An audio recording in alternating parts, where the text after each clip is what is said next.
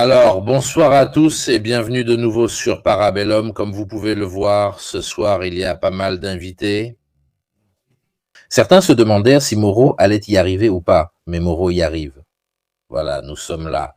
Et il se bat tant que la connexion tient, parce qu'évidemment, il est toujours en déplacement, donc la connexion, ça dépend des endroits. Donc voilà.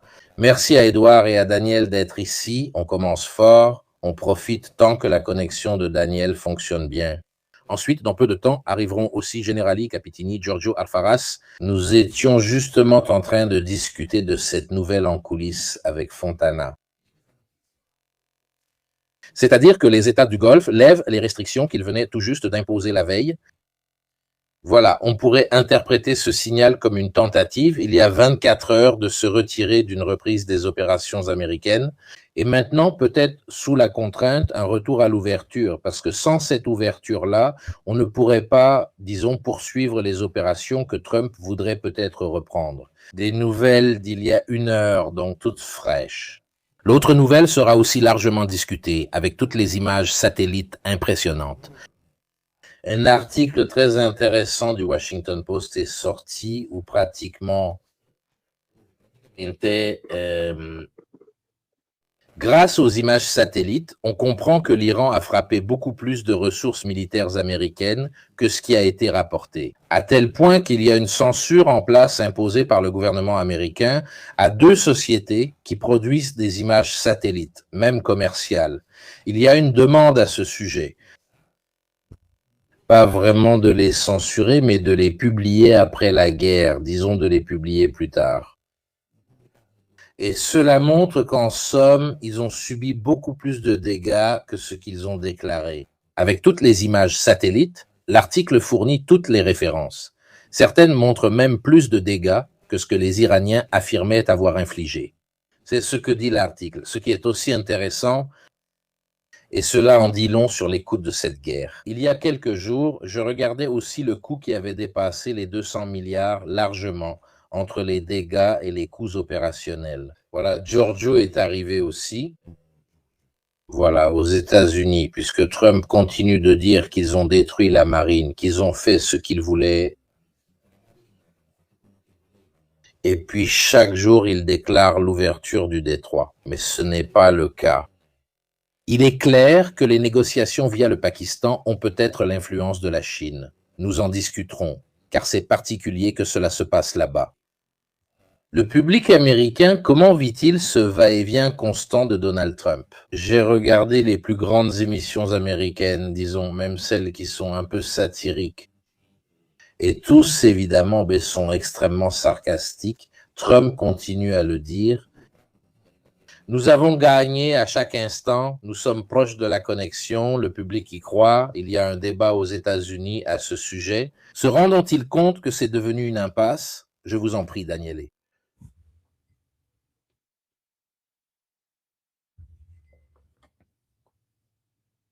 Écoute, je vous en prie. Daniel, tu m'entends? Ouais. Tu n'entends pas, Daniel? Daniel, président? Maintenant, je vous entends. Vous m'entendez? Oui, oui, on t'entend, vas-y. Parfait, j'ai coupé la vidéo parce qu'il y a très peu de réseau. Je suis à Paris, demain c'est un jour férié parce que, contrairement à Moscou, en Europe occidentale on célèbre le 8 mai la fin de la Seconde Guerre mondiale en Europe. Alors, mon impression, même en regardant les informations que tu viens de souligner, c'est que Trump, même selon une partie des républicains au Congrès, s'est retrouvé dans une situation dont il n'arrive en réalité pas à sortir. Dans le sens où tous ceux qui suivent ta chaîne se souviendront qu'en 2015, Obama a fait un compromis, comme tous les compromis, avec des limites et des avantages. Que Trump, dès qu'il a été élu, a fait sauter ce compromis. Et en substance, l'impression à Washington est que Trump s'est vu obligé de revenir exactement au compromis qu'Obama avait trouvé, voire pire. Nous savons tous que le régime, contrairement à ce qu'avait dit Trump, mais aussi Netanyahou, n'est pas tombé. Le régime n'est pas tombé. Le régime s'est radicalisé, quoi qu'en dise Trump, qui lui a éliminé la marine, et ainsi de suite. Même Rubio, vous l'avez entendu l'autre jour en conférence de presse, dit que nous leur avons coulé. En réalité, il suffit de peu plus qu'une fronde pour fermer le détroit d'Ormuz et les marchés, peu importe comment ils évoluent tard. Ils ne font pas confiance au compromis, à la hausse comme à la baisse. Il y a un autre élément sur lequel tout Washington commence en réalité à réfléchir, car il ne reste plus beaucoup de temps. Deux choses. La première chose, Trump, après l'avoir reporté, doit maintenant se rendre à Pékin et trouver une forme de compromis avec les Chinois. Les Chinois ont poussé les Iraniens à trouver un minimum de trêve, quelque chose de vague. Les Chinois, en réalité, cèdent eux-mêmes, mais ils aident aussi Trump à trouver une issue à un sacré pétrin dans lequel lui et Netanyahou se sont fourrés. L'autre chose dont les médias italiens ne parlent pas, mais qui est très importante, c'est que dans quelques jours aura lieu le changement effectif à la tête de la réserve fédérale. C'est l'autre point qui met Trump en difficulté. Pourquoi ? Vous vous souviendrez que pendant la campagne électorale, il a lancé une polémique formidable contre Powell, le chef de la réserve fédérale, le gouverneur, en disant qu'il doit baisser les taux. Parce que j'ai les élections de mi-mandat et je dois réduire le coût du crédit pour les électeurs américains. Non seulement le changement aura lieu dans quelques jours, mais il est de plus en plus évident que même la nouvelle direction de la Fed ne parviendra pas à baisser les taux. Évidemment, mais ceux qui suivent ta chaîne le savent très bien, le prix de l'essence a pratiquement doublé. Je me souviens qu'en campagne électorale, il avait dit qu'il le réduirait de moitié. Non seulement il ne l'a pas réduit de moitié, mais dans certaines parties des États-Unis où il est historiquement plus cher, par exemple en Californie, certains ont publié des captures d'écran affichant 6 € le gallon. Tenez compte du fait que l'objectif était de le ramener à un peu plus de 2 $ le gallon. Dernière chose.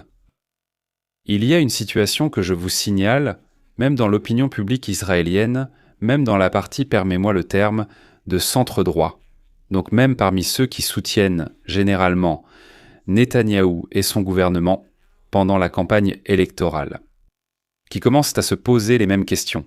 On se les pose à Washington, à savoir, sommes-nous intervenus pour provoquer un changement de régime, et ce changement de régime n'a pas eu lieu. Téhéran reste à 2 heures de vol de Tel Aviv. Le site de missiles, qui est vraiment la chose la plus préoccupante, selon les renseignements américains, aurait été réduit de moitié, mais la situation n'est toujours pas réglée. Et le Liban risque de devenir une autre histoire sans fin, comme celle de Gaza.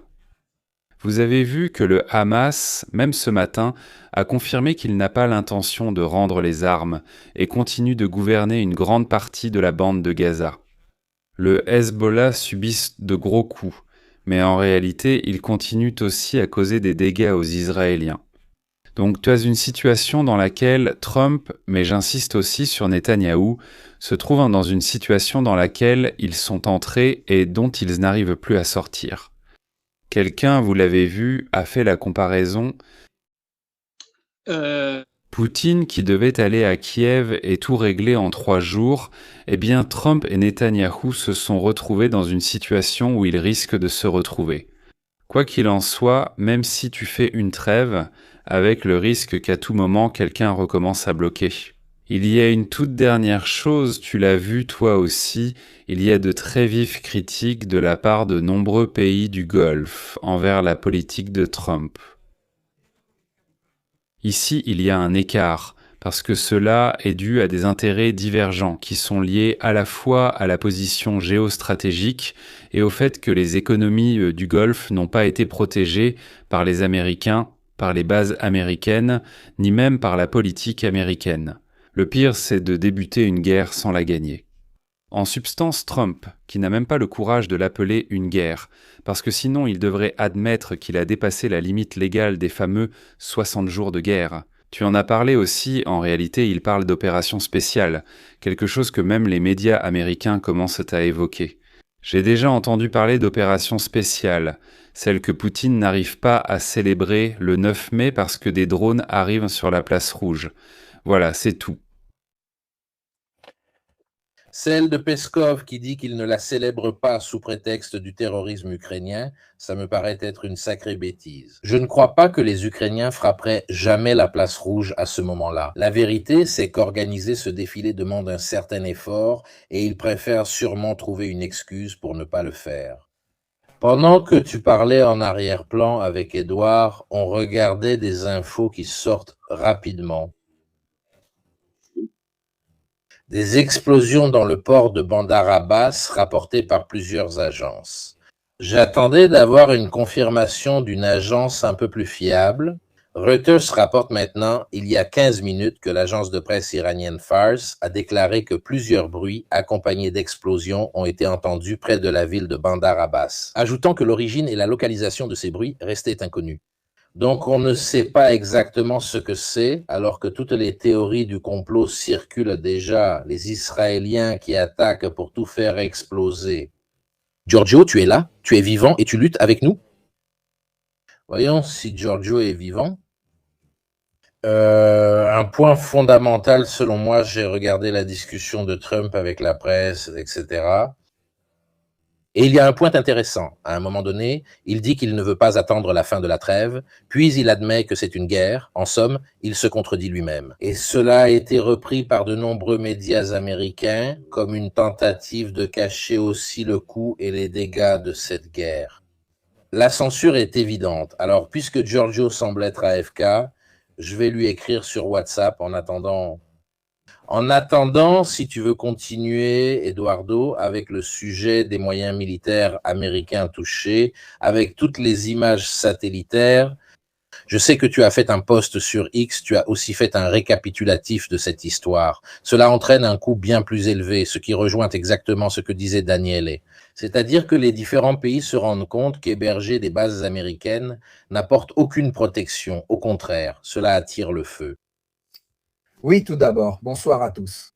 Comme tu l'as justement dit, on a eu une confirmation supplémentaire, comme vous le voyez, provenant de sources certes pas iraniennes, mais une confirmation venant de médias absolument occidentaux.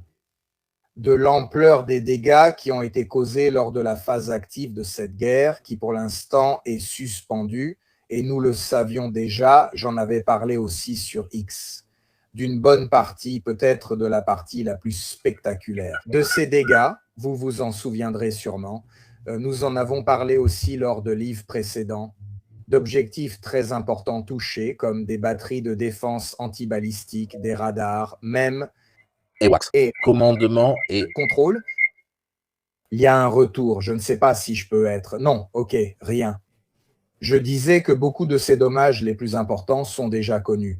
Mais ce qui ressort de cette enquête plus récente, qui, comme cela a été dit, utilise des images satellites, et justement, brièvement, Mirko l'a déjà mentionné tout à l'heure, la question des images satellites dans ce conflit n'est pas anodine, parce que justement, les États-Unis avaient imposé, peu après le début du conflit, une sorte de suspension de la diffusion des images satellites, clairement de la part des agences et des entreprises qui leur sont proches. Malgré cela, nous avons réussi à documenter, et comme vous le voyez, d'autres aussi, à documenter une grande quantité de dégâts. Et cela nous donne déjà une information. C'est-à-dire qu'aujourd'hui, même les États-Unis ne peuvent pas empêcher essentiellement l'OSINT et encore moins le renseignement des pays adverses. Sans parler de l'accès non seulement à des images satellites de leur propre système, imaginez par exemple la Chine ou la Russie qui disposent de constellations de satellites, mais aussi l'utilisation de satellites de reconnaissance pour, comme dans ce cas, disons, identifier si les attaques ont réussi ou non. En somme, même des puissances mineures ou non puissances peuvent accéder à une très large gamme d'images satellites commerciales ou, relativement facilement, à des images satellites de pays, disons, amis. C'est une donnée importante car vous trouverez ensuite dans les sources, justement, l'article complet dans lequel vous pouvez, disons, voir l'ampleur des dégâts. Mais peut-être que ce sur quoi nous devons réfléchir, c'est que même savoir combien de dégâts ont été causés n'est pas évident, même pour les attaquants. Et d'ailleurs, comme le disait justement Mirko, il semble qu'il ressorte peut-être même plus de dégâts que ce que l'Iran lui-même avait revendiqué, ce qui est une donnée remarquable. Mais à ce sujet, selon moi, il faut faire une autre réflexion, dans le sens où, à mon avis, c'est une autre des grandes défaites de cette opération américaine jusqu'à présent. Même si tout devait finir demain, l'Iran aujourd'hui connaît ses armes, ses missiles, ses drones, missiles de croisière, missiles balistiques, drones suicides à longue portée, etc., etc., etc. L'Iran sait désormais bien mieux quelles armes fonctionnent, dans quelle mesure elles fonctionnent et quelles défenses peuvent être percées facilement ou non. Et d'après ce que nous voyons, probablement l'Iran est maintenant conscient de posséder un potentiel de dissuasion s'il utilisait à nouveau une grande quantité d'armes conventionnelles comme celle-ci, assez efficaces même contre les États-Unis. Dans un futur conflit, disons. Donc selon moi, c'est... Il y a aussi deux choses, n'est-ce pas, Eduardo, qui selon moi sont fondamentales. Quand ils ont répondu à Israël, les attaques n'ont pas été très précises. Tu te souviens, quand on a fait l'évaluation aussi des Eduardo, c'est aussi venu justement des distances. Ou bien sur la plupart des images satellites concernant les bases dans le Golfe, on voit des frappes très précises. Il n'y a pas de cratères au hasard, etc. Cela démontre qu'à l'échelle régionale, ils sont beaucoup plus dangereux que dans un affrontement contre Israël. Cela est dû précisément, à mon avis, à l'utilisation différente de diverses armes. Quand l'Iran attaque, en somme, lance des missiles contre Israël, il peut lancer des missiles balistiques à moyenne portée, essentiellement. Et d'un côté, ils sont plus difficiles à intercepter pour le défenseur, beaucoup plus difficiles, mais de l'autre côté, ils sont aussi beaucoup plus imprécis. Tout simplement à cause des erreurs qui s'accumulent dans le guidage à une portée aussi élevée et tout ce qui s'ensuit. Et même l'utilisation de drones qui, Israël parvient généralement à en intercepter presque tous, donc cela aussi est peu significatif. Mais même les drones, à une distance aussi élevée, tu ne peux essentiellement utiliser que le guidage, disons, GPS ou un équivalent du GPS qui peut être facilement brouillé, etc., etc. Alors que dans le Golfe, et je termine sur ce sujet, dans le Golfe, la distance reste importante, mais elle est inférieure, et l'Iran peut utiliser une large gamme d'armes beaucoup plus précises et aussi moins coûteuses, si l'on veut. Les missiles balistiques utilisés par l'Iran dans le Golfe sont à courte portée. Ensuite, il y a différentes catégories. Vous pouvez aller voir jusqu'à quelle distance ils peuvent atteindre, mais en substance, ces missiles ne sont pas seulement moins coûteux, mais aussi relativement plus précis. De plus, l'Iran possède aussi un petit nombre, disons limité, de missiles très précis à courte portée, qui sont ceux qu'ils utilisent potentiellement aussi contre les navires. Donc, essentiellement, il existe même une catégorie encore plus limitée en termes de nombre de missiles balistiques à courte portée, avec de vrais capteurs terminaux, ce qui reste rare actuellement. Mais même les missiles à courte portée standards, en raison de leur portée et du temps de vol, bref, limité, ont une précision bien plus élevée à ces distances. En plus, les drones, la large gamme de drones utilisés par les Iraniens à cette distance, peuvent parfois utiliser certains systèmes de guidage terminal, même les drones. Je crois que cela a été observé récemment lors d'une attaque contre un navire le long des côtes du Golfe. Parce qu'à ces distances, même si nous parlons quand même d'armes guidées au-delà de l'horizon, il existe des moyens de les guider. En substance, certains drones peuvent être guidés soit par l'utilisation, disons, d'un réseau de drones relais, en substance avec des drones répéteurs, afin qu'un drone puisse être guidé dans la phase finale de son vol, ou bien ils peuvent être guidés, nous l'avons vu en Ukraine, cela souvent en exploitant le réseau cellulaire du pays, bref, en substance. Donc près des côtes des pays du Golfe, il y a cette possibilité. Tout cela n'existe évidemment pas dans des attaques menées jusqu'en Israël, donc il faut aussi prendre en compte ces détails, à mon avis. Alors, Giorgio, je voulais te demander la sortie de ces pays de l'OPEP, quelles en sont les motivations? Cela peut-il déclencher un effet domino? Y a-t-il quelqu'un qui essaie d'en profiter? Parce que, de toute façon, c'était un carcan, ça limitait les gains possibles. Dans une situation comme celle-ci, on voudrait s'en affranchir, alors on met tous les prix qu'on veut, puis tu es libre de me corriger si je me trompe. Ça peut aussi être l'inverse, c'est-à-dire qu'au lieu de viser une hausse des prix, on cherche à baisser les prix si on pense pouvoir augmenter sa part de marché. Mais plutôt que d'essayer de vraiment comprendre ce qui peut arriver au prix du pétrole, je dirais que l'époque de ce monopole de l'offre déjà affaibli au fil du temps est terminée, et plus encore aujourd'hui. Cela ne signifie pas que l'Arabie saoudite gouverne et que les autres obéissent à ses directives.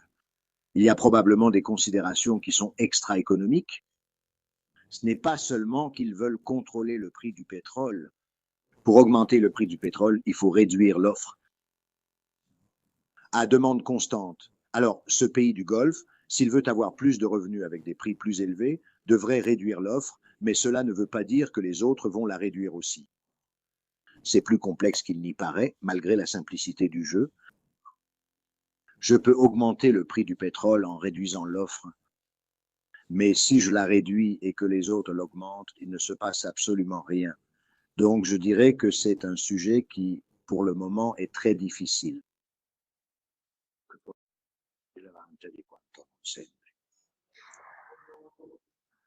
Mais le choix de ce moment-là est particulier, évidemment, non? Oui, il est clair qu'en ce moment, avec ce qui se passe, etc., c'est un choix très particulier. Mais en ce qui concerne la question du pétrole, alors le point est, même si le détroit d'Ormuz était ouvert, le point est, si les puits sont capables de fonctionner, si toutes les activités industrielles autour des puits, c'est-à-dire les raffineries, sont capables de fonctionner. Et si toute la logistique, c'est-à-dire les pipelines, les ports, les infrastructures, est capable de fonctionner dans un délai relativement court. Si le délai est relativement court, c'est-à-dire qu'il y a une trêve, donc le détroit rouvre, ce n'est pas pour autant que tout fonctionne soudainement. Tout fonctionne si tout fonctionne, c'est-à-dire si les puits, les infrastructures, etc., si celles-ci ne fonctionnent pas immédiatement, même si tu as rouvert, tu as un problème de débit de pétrole. Tant que tu peux utiliser les réserves de pétrole, ce phénomène ne se manifeste pas, mais les réserves finissent par s'épuiser. Donc, plus les dégâts sont graves sur toute la chaîne, en laissant de côté la sortie des navires, si tous les dégâts sont graves, et avant de les réparer, il faut beaucoup de temps et les réserves que tu as ne sont pas suffisantes. Voilà où se pose le problème d'une crise significative des prix. Disons que ce qui pourrait atténuer cette crise, c'est une partie du pétrole qui est exporté à travers les pipelines qui traversent le désert et vont vers la mer Rouge, etc., etc. Mais c'est quelque chose de très difficile à comprendre parce que personne n'est capable non seulement de savoir quels sont les dégâts, mais surtout de savoir en combien de temps les dégâts seront réparés. Donc, plus il faut de temps, moins tu as de réserves de pétrole à utiliser, plus le prix du pétrole pourrait augmenter. Et donc, en réalité, on ne sait pas exactement quelle est la situation. Voici une chose intéressante. Le prix du pétrole, si tu l'achètes tout de suite, est beaucoup plus élevé que le prix du pétrole à terme, c'est-à-dire le prix du pétrole dans quelques temps. Donc, les marchés parient que dans quelques temps, les choses s'amélioreront, parce que si je paie moins le pétrole dans 3 mois que ce que je paie aujourd'hui, c'est parce que je pense que dans 3 mois, le prix sera inférieur à celui d'aujourd'hui que je paie pour avoir le baril tout de suite. En réalité, il y a une grande incertitude. Dernière chose, pourquoi dit-on que les marchés financiers n'ont pas peur? Ce n'est pas vrai, parce que la bourse américaine monte entièrement grâce aux valeurs technologiques et en partie grâce au pétrole. 95% des titres américains montent peu ou pas du tout. Ce sont les titres high-tech qui montent, donc avec cette crise du pétrole, on suppose que la tech et les producteurs de pétrole sont à l'abri. Donc ces deux secteurs montent et le reste ne monte pas. Comme ce sont des secteurs importants, l'indice monte, ce qui laisse penser que les marchés n'ont pas peur, mais ce n'est pas le cas. L'autre chose, c'est que les politiques économiques de Trump sont jugées par les marchés non pas sur les taux à court terme, mais sur les rendements à long terme qui ont augmenté. Et donc la situation La finance, à part le fait que la finance ne sait pas comment les choses vont finir, évidemment, étant donné que ce sont des humains qui ne savent pas comment sera l'avenir, mais même si on regarde bien, on voit clairement qu'il n'y a aucun type de soutien. Tout ce qu'on peut dire, c'est que nous sommes presque arrivés à la fin. Il y a une situation similaire à celle de Poutine qui envahit l'Ukraine. Selon une blague moscovite célèbre, il pensait avoir l'industrie allemande derrière lui, la Wehrmacht, mais il n'avait ni l'une ni l'autre. Il pensait prendre Paris en quelques jours, alors que d'autres l'ont fait en 3.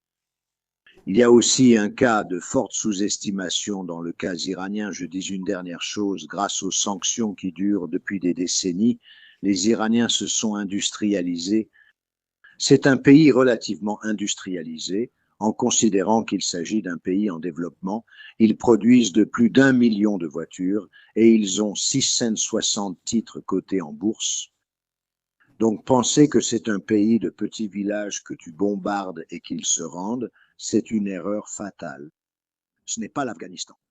C'est un pays industrialisé et même assez avancé. Ce n'est ni avancé comme la Suisse, ni en retard comme l'Afghanistan. En plus, il y a 90 millions de personnes et je voudrais bien te voir déployer des troupes au sol dans une situation pareille. Donc cette histoire risque d'être un vrai gâchis. Je voulais te demander ça, Giorgio, que je trouve très intéressant. J'examinais aussi pourquoi certains pays sont entrés en guerre lors de la Seconde Guerre mondiale, comme le Japon qui avait 12 ans de réserve de pétrole. Si. Et voilà. Ici, tout le monde, y compris les Chinois, au mieux, nous avons entre 1 mois et demi et 2 mois. Donc, la capacité à gérer des situations de crise comme celle-ci, même ce simple blocage où certes, on ne se tire pas dessus, les marchés ne deviennent pas fous, mais le pétrole ne circule quand même pas. Si ce petit jeu du bras de fer devait continuer, et nous verrons ensuite à quel point ces négociations sont réelles, nous, en Europe, quelles manœuvres pouvons-nous faire pour réussir à maintenir les prix bas? Je regardais il y a 2 semaines, c'était 1,6, 1,7 maintenant, c'est déjà presque à 2 pour donner une idée du prix de l'essence. Quelle est notre capacité, d'un point de vue économique et du point de vue des réserves, à essayer de compenser ou d'atténuer cette situation? Peu importe s'il tire, combien de temps peut-on continuer ainsi? Et si cela dure 3 mois? Dans 3 mois, tes réserves seront insuffisantes. Et donc, puisque tu n'as pas de remplacement immédiat, tu peux rallumer les centrales à charbon. D'accord, mais tu ne changes pas tes panneaux solaires et encore moins pour du nucléaire qui met des décennies à revenir. Donc tu retires le nucléaire qui est souvent mentionné pour dire arrêtons la dépendance au pétrole, passons au nucléaire. Mais le nucléaire demande quelques décennies, donc on l'enlève. Il y a une possibilité d'utiliser davantage les énergies alternatives, mais là aussi il faut les installer, les construire, prier. À court terme, tu as un problème sérieux. Tu t'en sors seulement si les réserves tiennent, tant que les puits ne sont pas endommagés, que les infrastructures ne sont pas cassées. Mais même en faisant le scénario Hormuz ouvert, le problème, ce sont les dégâts dans la production et le chargement du pétrole sur les navires. Le pire scénario, c'est que les puits les sont détruits et que les navires ne passent pas. Le scénario presque aussi grave, c'est que les navires passent, mais que tu n'es pas capable de produire suffisamment. Donc, quoi qu'il arrive, tu dois puiser dans les réserves. Et c'est là que ça devient le point crucial de toute l'histoire. L'erreur qu'on pourrait commettre en politique, c'est celle-ci. À court terme, tu peux aussi aider à réduire les accises et ensuite aider ceux qui se retrouveraient en difficulté avec les prix élevés. Mais si la crise perdure, en plus, tu risques ainsi d'affaiblir le budget de l'État. Mais le pire, c'est que tu créerais une incitation à ne rien faire. Alors qu'au contraire, une incitation à faire plus, c'est quand les prix augmentent. Parce qu'à ce moment-là, on devient plus efficace, on utilise moins la voiture, on fait ceci et cela. Ce sont tous des choix, tous plus compliqués les uns que les autres. C'est où le seul espoir, et c'est ici que je termine mon intervention. Le seul espoir, c'est que, en voyant que tout le monde va mal, cela pousse à trouver une forme d'accord. C'est-à-dire que personne n'a à gagner à continuer comme ça. Ni les Iraniens qui n'ont pas d'argent parce qu'ils ne vendent pas de pétrole, ni les Asiatiques parce qu'ils ne le reçoivent pas, ni les États-Unis parce qu'ils se sont embourbés dans une guerre qu'ils ne peuvent pas gagner. Et c'est là que réside le problème.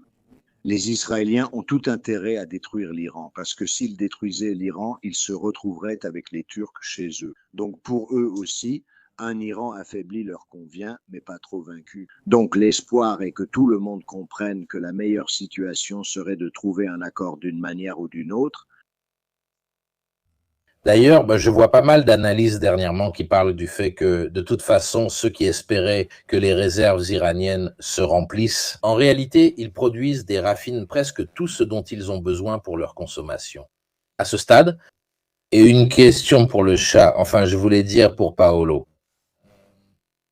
Toi, comment tu vois ça? Tout ça, toute cette histoire de négociations, de tiraillements, des négociations d'ailleurs magnifiques, parce que ce sont les fameuses négociations de la dernière phase, où ils ne se voient même pas. Il n'y a même pas les deux équipes qui se rencontrent, et je crois que tout se fait pratiquement par bouche à oreille. C'était un de ces jeux d'enfants où l'on disait un mot au premier et voyait ce qu'il devenait à la fin de la file. Moi. Microgato intervient aussi, qui fait maintenant partie du paysage. Quel est mon avis? Je serais assez préoccupé par le progrès historique, parce qu'à chaque fois qu'ils commencent à négocier quelque part, dans un coin, il y a toujours quelqu'un qui accroche des missiles ou des petites choses aux pylônes des chasseurs bombardiers. Comme on dit jamais 203, et comme le deuxième a déjà eu lieu, il ne manque plus que le troisième. Tout ce discours qu'on a fait sur les négociations, la réouverture d'Ormuz, la refermeture, moi je bloque, toi tu bloques, non, c'est moi qui bloque avant toi et mieux que toi. On ne cite même pas l'invité de Pierre, qui est Israël, qui mettrait vraiment une nanoseconde à tout faire sauter, et il le sait très bien. Appelons-le. Ce n'est même pas un équilibre, c'est se jauger de loin et il en a les capacités et les possibilités, c'est de l'activité. Ensuite, Eduardo sera plus précis. Ce n'est pas qu'il peut frapper partout comme il veut, mais une attaque, même plus que démonstrative, il est capable de l'abattre sans avoir besoin indépendamment de la capacité américaine à le soutenir ou non. À ce moment-là, la balle passerait. Elle serait momentanément entre les mains de l'Iran. Dans quel sens? Que si l'Iran, face à une nouvelle attaque qui ferait tout basculer, menée uniquement par les Israéliens, ne réagissait d'aucune manière. Et dans ce sens, si les Américains suivaient aussi cette ligne en ne soutenant pas cette attaque, ce serait l'une des voies indirectes pour écarter Israël de ce conflit. Parce qu'il dit, écoute, tu as essayé, moi je ne te suis pas, l'autre ne réagit pas, essaie un peu de te calmer, mais ça c'est mon avis. Et d'habitude, ça ne se réalise jamais à en juger par sa tête. Micro-gâteau, lui non plus n'est pas convaincu. Tout compte fait, pourtant, ça pourrait aussi être ça. Négociation? Quelqu'un a écrit, ou plutôt a dit, que ces 2 dernières années, disons, le pays a perdu en crédibilité et d'assertivité, qui est la chose la plus importante pour une superpuissance, c'est-à-dire tenir parole. Fais attention à ce que tu dis, mais ensuite tu es obligé de tenir parole. Donc un pays qui n'a plus d'assertivité et de valeur, sa parole ne vaut plus grand-chose. Il ne reste de cela qu'un pays avec une énorme puissance militaire. C'est tout, et c'est un peu maigre. On ne lui fait plus confiance. Rendez-vous compte qu'une superpuissance qui ne fait que peur et à qui on ne fait plus confiance, qui n'inspire plus confiance. C'est une puissance qui, bon gré mal gré, tôt ou tard, est destinée à être remplacée par quelqu'un qui fait un peu moins peur et inspire un peu plus de confiance. Et dans cette optique, je pense qu'on peut aussi interpréter le fait que la Chine, malgré tout, ne soit pas très satisfaite de la situation actuelle. La voyons-nous comme un protagoniste principal ou ne la voyons-nous pas comme nous imaginons qu'un protagoniste devrait l'être? C'est aussi quelque chose d'important parce que nous imaginons que tout le reste du monde agit comme nous agissons. Donc à ce moment-là, nous ferons ceci, nous irons là-bas, nous mettrons, nous ferons. Puis tu te rends compte que les Chinois, venant d'un autre monde, d'une autre façon de penser, font ce qu'un Chinois ferait ou ce qu'il a toujours fait. Probablement, nous nous attendons à un certain protagonisme. Au fait que la Chine, en ce moment, parce qu'elle poursuit sa propre voie et obéit à sa propre culture, semble pourtant suivre un chemin déjà tracé. Regardez, le problème n'est pas de ne plus avoir de missiles ou d'avoir épuisé les stocks ou de ne pas être capable de les reconstituer, parce qu'en fin de compte, tout cela est une question industrielle. Le vrai problème, c'est qu'à peine on prononce le mot présidence des États-Unis, tout le monde se met à rire. À un tel niveau de satire, même le fascisme et le nazisme n'y sont pas parvenus quand ils faisaient des caricatures de Bocassil, si quelqu'un s'en souvient. C'est-à-dire que perdre cela, c'est un dommage énorme, une atteinte énorme à la réputation, comme on dit parfois maintenant, non? Pour quelques raisons malheureuses. Ces négociations, qui, comme tu le dis, sont des négociations entre des gens qui se voient sans même se parler. On laisse des petits mots sous l'arbre, quelque part de ce genre. Si cette fois encore, alors qu'on mène ainsi une négociation très, très difficile, il se passe quelque chose qui trahit l'esprit d'une négociation. Je pense que vraiment les capacités résiduelles, s'il en reste de négociation des États-Unis, non pas envers l'Iran, mais envers le reste du monde, sont réduites en poussière. Que reste-t-il alors ? La force, la certitude que peut-être sans te le dire, si l'envie lui prend, il s'en prend à toi et te bombarde. Parce que tu ne lui as pas donné les bases en Sicile, parce que tu n'as pas importé la viande du Montana, parce que tu ne veux pas de poulet aux œstrogènes. Voilà. Je vais vous donner quelques données supplémentaires. Hier, il a dit Trump en supposant qu'ils étaient prêts à donner ce qui avait été convenu, et c'est peut-être une grande supposition. L'opération Peak Fury prendra fin et le blocus permettra la réouverture du détroit d'Ormuz. Si nous ne sommes pas d'accord, les bombardements commenceront, et malheureusement, ils seront à un niveau de densité bien plus élevé qu'auparavant. Merci pour votre attention, je vous remercie. C'est fait. La veille, certains pays avaient pratiquement bloqué l'utilisation de leur espace aérien, etc. À mon avis, c'était une façon de s'interposer. Comme pour dire, nous ne participons pas à une reprise. Peut-être aussi un message politique. Prochain, au revoir, au revoir, au revoir, au revoir, au revoir. Au revoir. Au revoir aujourd'hui, 1 heure avant le direct, ou plutôt encore moins avant le direct, les États du Golfe. Avec les institutions qui bloquaient le Freedom Project, c'est-à-dire la réouverture du détroit, et donc ils redonnent l'accès aux bases et à l'espace aérien. Je le dis parce qu'alors que nous parlons, il circule beaucoup de nouvelles étranges. Winter, je lui fais confiance parce que c'est l'un de mes modérateurs. Il plaisante sur différents endroits de la côte iranienne, attribués à un ennemi non spécifié. Avant, aussi bien Reuters que plusieurs agences parlaient d'étranges explosions. Quand tu mets toutes ces choses ensemble, et il est aussi vrai qu'on a frôlé la catastrophe, dans le sens où les Israéliens avaient déjà commencé à détruire des ponts, à attaquer quelques installations pétrolières, puis soudainement tout s'est arrêté. On était à un cheveu d'une destruction mutuelle. Oui, absolument oui, mais je pense encore que nous sommes complètement au milieu de ce guet-là, parce que quel avantage Israël aurait-il à accepter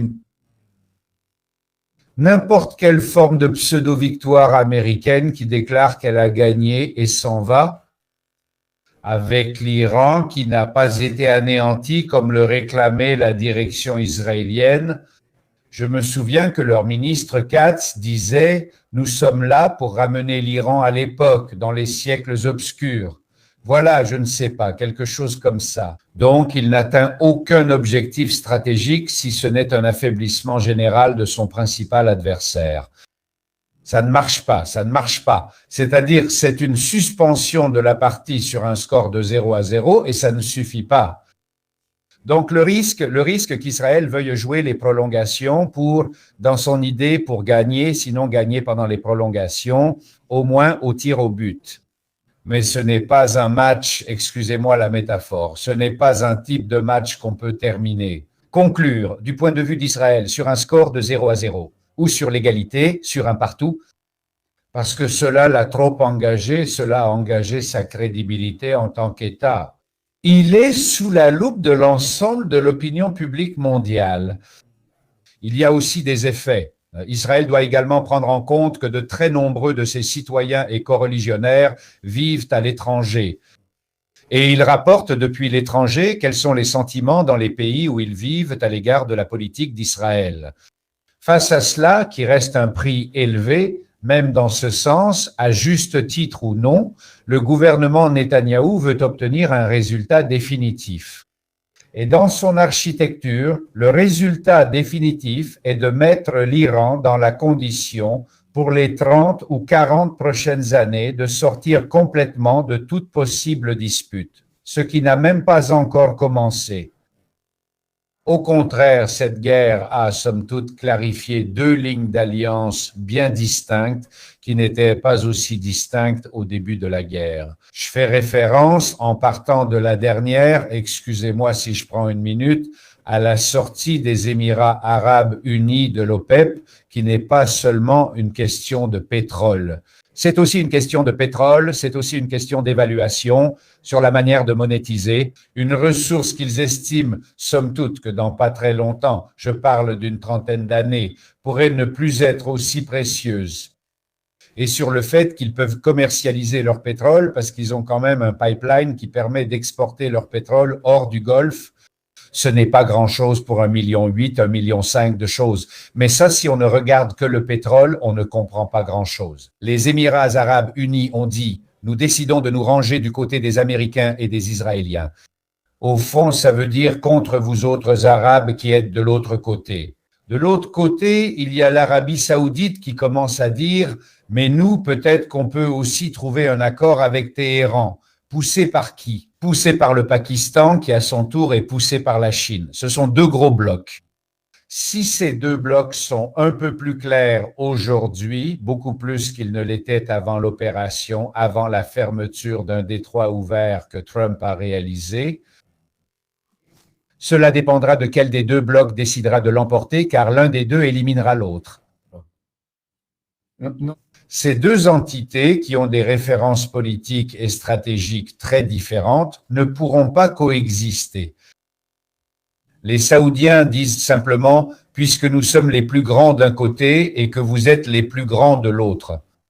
Si nous avons deux puissances de référence qui garantissent la tranquillité, mais nous rétablissons une autre architecture, plus ou moins indépendante de la présence physique et militaire des États-Unis. Essayons de survivre pour les 30 prochaines années. Contre cette idée-là, il est écrit « Non, nous ne pouvons en aucun cas nous libérer des Américains ».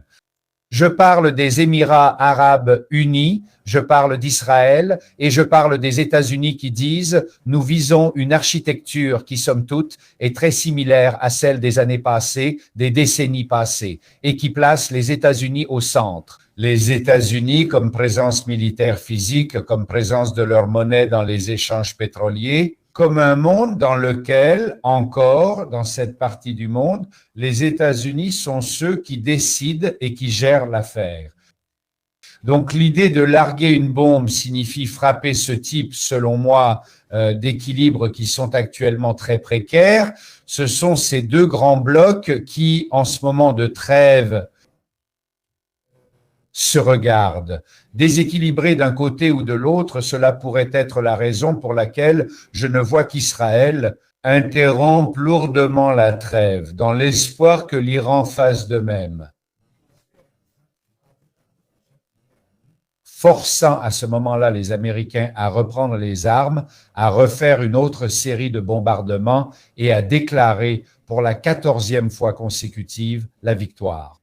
Parce qu'à 9, ils y sont arrivés, il me semble, je ne sais pas, 9, 10, j'ai perdu le compte. Quelqu'un sait? 9 fois? Combien de fois c'était? Il ne le sait même pas lui-même. Au fond, ce que j'ai dit à Micro-Gâteau lui plaît. Elle lui plaît. En le regardant en face, oui. Je te donne une info en plus, parce que tu sais, pendant qu'on discute ici, des nouvelles tombent. L'intelligence américaine affirme que l'Iran peut survivre pendant des mois au blocus d'Ormuz. Historiquement, il a résisté 3 mois, il a résisté 3, déjà historiquement, comme donnée historique, le blocus total, rien ne bouge, je ne te donne même pas une aspirine ni un paquet de café, il a résisté pendant 3 mois, Donc, ils l'ont dans leur mémoire sociale, économique et dans leur récit sur eux-mêmes. Donc, ce ne serait pas la première fois. Chaque génération a besoin de ses héros. Probablement, cette attitude est en train de créer une solidarité, une affirmation que nous ne plierons pas même devant eux, qui est l'une des armes puissantes en cas de guerre moderne. Nous le voyons aussi en Ukraine, par exemple. C'est l'une des armes auxquelles Poutine ne s'attendait pas. Daniele, pendant que tout cela se passe, Israël continue de faire ce qu'il fait. Le livre a montré, il a dit qu'il frappe partout, sans discrimination. Donc j'aimerais vous voir, toi et Giorgio, ensemble, dans le sens où il y a un plan parallèle israélien qui agit au-delà de ce qui se passe entre Trump et les Iraniens. Et l'autre question qui sera pour Giorgio. Nous, on les a dans les 4 mois, Giorgio, pour exister.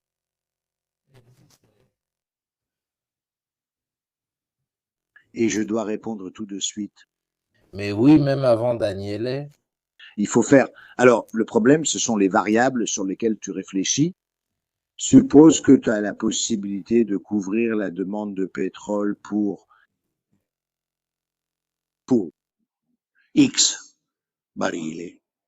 Le problème n'est pas que tu as un stock dont tu connais la quantité X barils disponibles ou en Italie parce que tu l'as stocké ou en l'achetant à quelqu'un qui l'a stocké et te le vend. Ce n'est pas ça le problème. Ce sont les autres variables.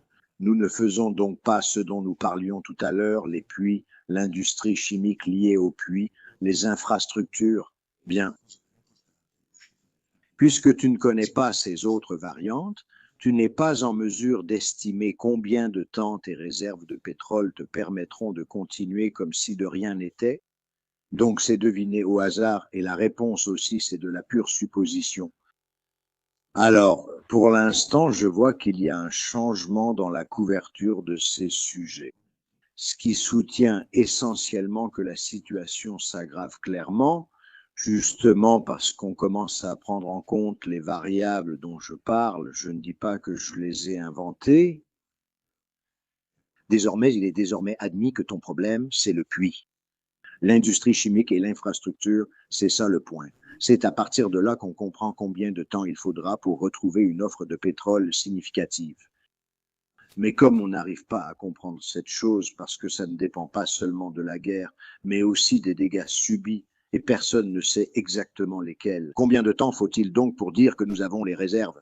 D'accord, si tu veux rassurer la population en disant « Messieurs, nous sommes très bien organisés ». Mais en réalité, tu ne peux pas savoir pourquoi. D'un autre côté, il y a trop de variables et personne ne les connaît.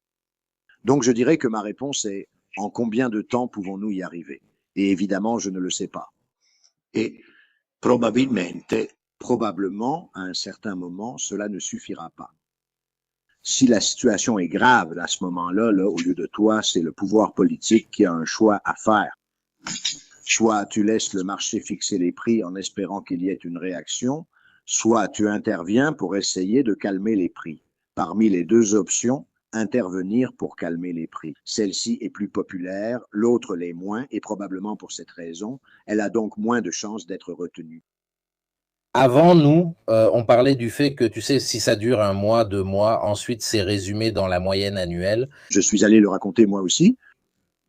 Mais si ça dure 4 mois, je te vole les phrases. Si ça dure 4 mois, 5 mois, qui va l'absorber? Et surtout, les moyens dont nous disposons pour gérer ce type de crise. Là, parce qu'on peut avoir tous les moyens qu'on veut, mais si ensuite ils ne suffisent pas, on ne peut même pas la gérer.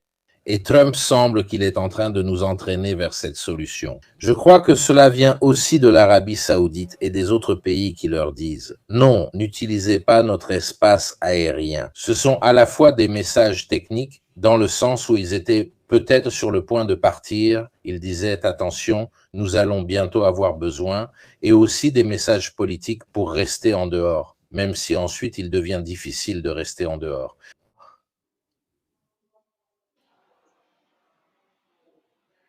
Si.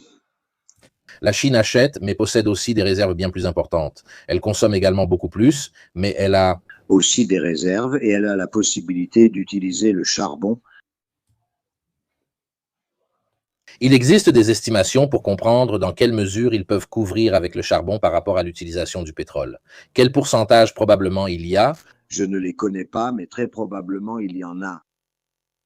Mais disons que de ce point de vue, ils sont bien placés parce qu'ils le peuvent. Ils ont de grandes réserves de pétrole et ils peuvent basculer vers le charbon. Aux États-Unis, ils ont une offre de pétrole national plus que suffisante pour la consommation intérieure. Le point, cependant, est une question différente. Mais le cœur de l'affaire n'est pas que les États-Unis ne produisent pas assez de pétrole pour ne pas avoir à l'importer et le consommer eux-mêmes. Le point, c'est que si les prix du pétrole augmentent partout dans le monde, les Américains commencent à vendre leur pétrole à des prix plus élevés au reste du monde. Cela explique pourquoi le prix de l'essence aux États-Unis a fortement augmenté alors qu'ils produisent autant qu'avant. Il ne s'est absolument rien passé. Le problème, c'est que moi, en tant qu'Américain, je sais qu'en Europe ou ailleurs, le prix est comme ça. Donc je vends là-bas et le prix augmente. Donc ils ne sont pas immunisés, même s'ils ont leur propre production, parce que les marchés sont interdépendants. Donc tu dis que ceux qui ont une capacité de production propre sont immunisés. Dans le cas des États-Unis, non, parce que les prix internationaux attirent la production américaine vers l'extérieur du pays, ou bien ils la retiennent aux États-Unis à condition que ce soit les prix du reste du monde. Donc, eux aussi payent cher. Et il faut prendre en compte une subtilité. Chez nous, le prix du pétrole n'augmente pas à la pompe autant qu'il augmente à l'extraction. Parce qu'il y a les taxes d'accise qui, disons-le ainsi, servent de régulateurs.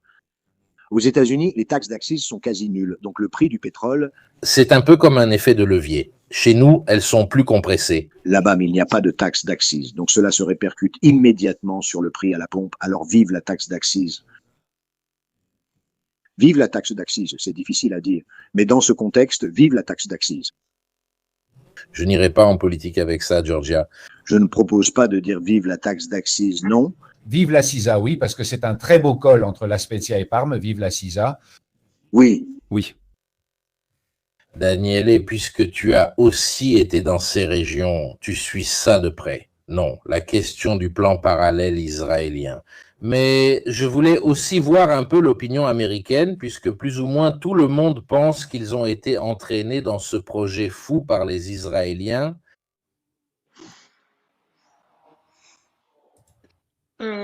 Microphone, me voilà. Alors, c'est un point très important. L'affaire de Gaza, donc la réaction israélienne à l'attaque du Hamas du 7 octobre 2023. Cela a frappé et radicalisé l'opinion publique américaine. Nous en avions parlé il y a quelques semaines. Il y a une division générationnelle, donc disons les démocrates de ma génération, donc les baby-boomers, on pourrait dire. Ils restent en grande partie pro-israéliens. Les jeunes démocrates sont, comme vous le voyez dans les sondages, de plus en plus en faveur des Palestiniens. En somme, pour simplifier beaucoup, quel est l'événement spectaculaire qui est en train de se produire? La même division existe aussi au sein du monde républicain. Même parmi les jeunes républicains, en effet, on commence à voir des signes où l'on demande une intervention. Mettre fin à l'aide militaire des États-Unis qui s'élève, il me semble, à 3,5 milliards de dollars par an à Israël, ce n'est pas une somme importante. Comme celle par exemple qui, en 2 semaines. Trump a gaspillé parce que il me semble que le calcul tourne autour de 25 milliards de dollars en 2 mois. C'est ce qu'a coûté jusqu'à présent cette opération contre l'Iran. Mais le signal est formidable, même si vous remontez dans vos souvenirs. L'élection du maire de New York a profondément divisé l'une des communautés juives les plus importantes du monde, sinon la plus importante du monde, et influente dans le monde. Donc il y a C'est la première fois depuis la fondation de l'État d'Israël que tout cela se produit. Disons qu'il y a aussi une explication historique très compréhensible. Ma génération a grandi en considérant la Shoah, l'Holocauste, comme le mal absolu, même sans l'avoir vécu directement. nous avons été très influencés par la gravité incroyable de ce qui est arrivé à l'humanité. Avec le temps, il est clair que tu as tendance à perdre la mémoire. Tu vois aussi des situations qui te poussent à remettre en question l'échelle des valeurs. Je vais vous donner juste un exemple. Ce qui se passe en Cisjordanie est d'une gravité folle. Mais pas parce qu'il y a le gouvernement de Netanyahou ou un autre gouvernement, mais parce qu'il y a une partie des Israéliens qui vivent dans les territoires occupés, qui veulent clairement se débarrasser de la présence des Palestiniens, et veulent s'en débarrasser en violant toute règle démocratique. Dans les démocraties, on va aux élections, on vote, puis on détermine qui gouverne et qui est dans l'opposition. Ici, manifestement, une partie de la société israélienne échappe même au contrôle des autorités israéliennes. Ne sous-estimez pas cela parce que, selon moi, c'est beaucoup plus grave pour la société israélienne que ce qui se passe avec Hezbollah. J'ai remarqué une chose, j'y ai été, tu as bien fait de le rappeler, j'y ai été. Pour ceux qui connaissent un peu Israël, si vous avez en tête à quoi ressemble la carte, tout en haut. Il y en a une qui a ensuite fait partie du choix. Il y en a une, oui. Methoula, qui est une petite ville, est appelée le doigt d'Israël parce qu'elle est entourée sur 3 côtés par les Libanais. Juste à droite, il y a la Syrie. Au nord, il y a... Tu vas à Methoula, à 20 mètres de toi, passent des combattants du Hezbollah avec le drapeau au vent. Pourquoi est-ce que je dis ça ? Parce qu'il est vrai que la société libanaise, nous l'avions déjà signalé il y a 1 mois et demi, pour ceux qui ont eu l'occasion de nous écouter, il y a une division au sein de la société libanaise. Parmi les chiites, une partie, disons la partie la plus politique des chiites, dit « Nous devons parvenir à un compromis et essayer de négocier avec Israël ». Mais par exemple, j'ai remarqué une chose. Les dizaines de milliers de chiites libanais qui vivaient dans le sud du Liban, lorsqu'ils sont retournés dans le sud du Liban. Ces derniers jours, beaucoup d'entre eux brandissaient, les drapeaux du Hezbollah. C'est-à-dire, mon impression, mais c'est vraiment une impression de reporter de terrain, c'est que le Hezbollah conserve encore un soutien considérable. Dans la société du sud du Liban, qui n'est pas entièrement chiite, il y a certains villages qui sont chrétiens, par exemple. Mais j'ai l'impression que la division qui existe dans la société chiite n'est pas aussi forte que beaucoup le pensent. Même à Jérusalem, ils pouvaient penser cela. C'est-à-dire, si vous vous souvenez, il y a 1 mois et demi, nous y étions. Nous avons signalé que Trump et Netanyahou menaient en fait 2 guerres différentes. Ils bombardaient le même endroit, mais avec 2 stratégies différentes. À un certain moment, si vous regardez, il y a quelques semaines, Netanyahou a en fait cessé de combattre contre les Iraniens. En fait, il a dû accepter que la partie soit entièrement entre les mains de Trump et il a détourné le discours vers le Liban, trouvant 90% de la société israélienne, même ceux qui sont dans l'opposition le détestent. Ils veulent le voir en prison, pour beaucoup ils le mériteraient. Non pas pour des raisons politiques, mais vraiment pour corruption, pour des délits communs. Permettez-moi ce terme. Lui, sa femme et son fils. Le fils qui est à Miami depuis 3 ans, escorté par des agents israéliens. Et il ne va jamais se battre. Le fils Yair est à Miami, alors là tu as un problème. Le pays est en guerre. En fait, il est immobilisé depuis 2 ans et demi. Quiconque connaît l'histoire d'Israël ou celle de Daniela se demander justement combien de temps Israël peut se permettre toute cette mobilisation. Ça continue. Alors, qui nous a écoutés au début? Si vous allez voir, sur le site du Jérusalem Post, justement ce soir, 2 analyses très intéressantes ont été publiées. Le Jérusalem Post est un quotidien de centre droit. Il est généralement très critique envers Netanyahou. Bien sûr, ce n'est pas un journal d'extrême gauche, c'est un journal, mais d'accord. 2 analyses très intéressantes à ce sujet, qui répètent toujours la même chose. Cela fait 2 ans et demi, 3 ans, que nous maintenons la société mobilisée, tant que vous dites que nous avons un objectif. Avant Noël, Netanyahou a dit « faisons tomber le groupe dirigeant iranien ». Eh bien, nous sommes en mai, le groupe dirigeant iranien non seulement n'est pas tombé, mais il s'est même radicalisé. Deuxièmement, on chasse le Hezbollah du sud du Liban et ils arrêteront de bombarder le nord d'Israël. C'est très bien si tu y arrives, mais pas si c'est après 2 ans et demi. Chaque jour, l'information. Les médias israéliens disent « Nous avons frappé 10 bases du Hezbollah qui étaient juste là. La finule ne les surveillait pas. » Et puis tu dis d'accord, maintenant que tu les as frappés, le problème est résolu. Non, c'est ça le point politique.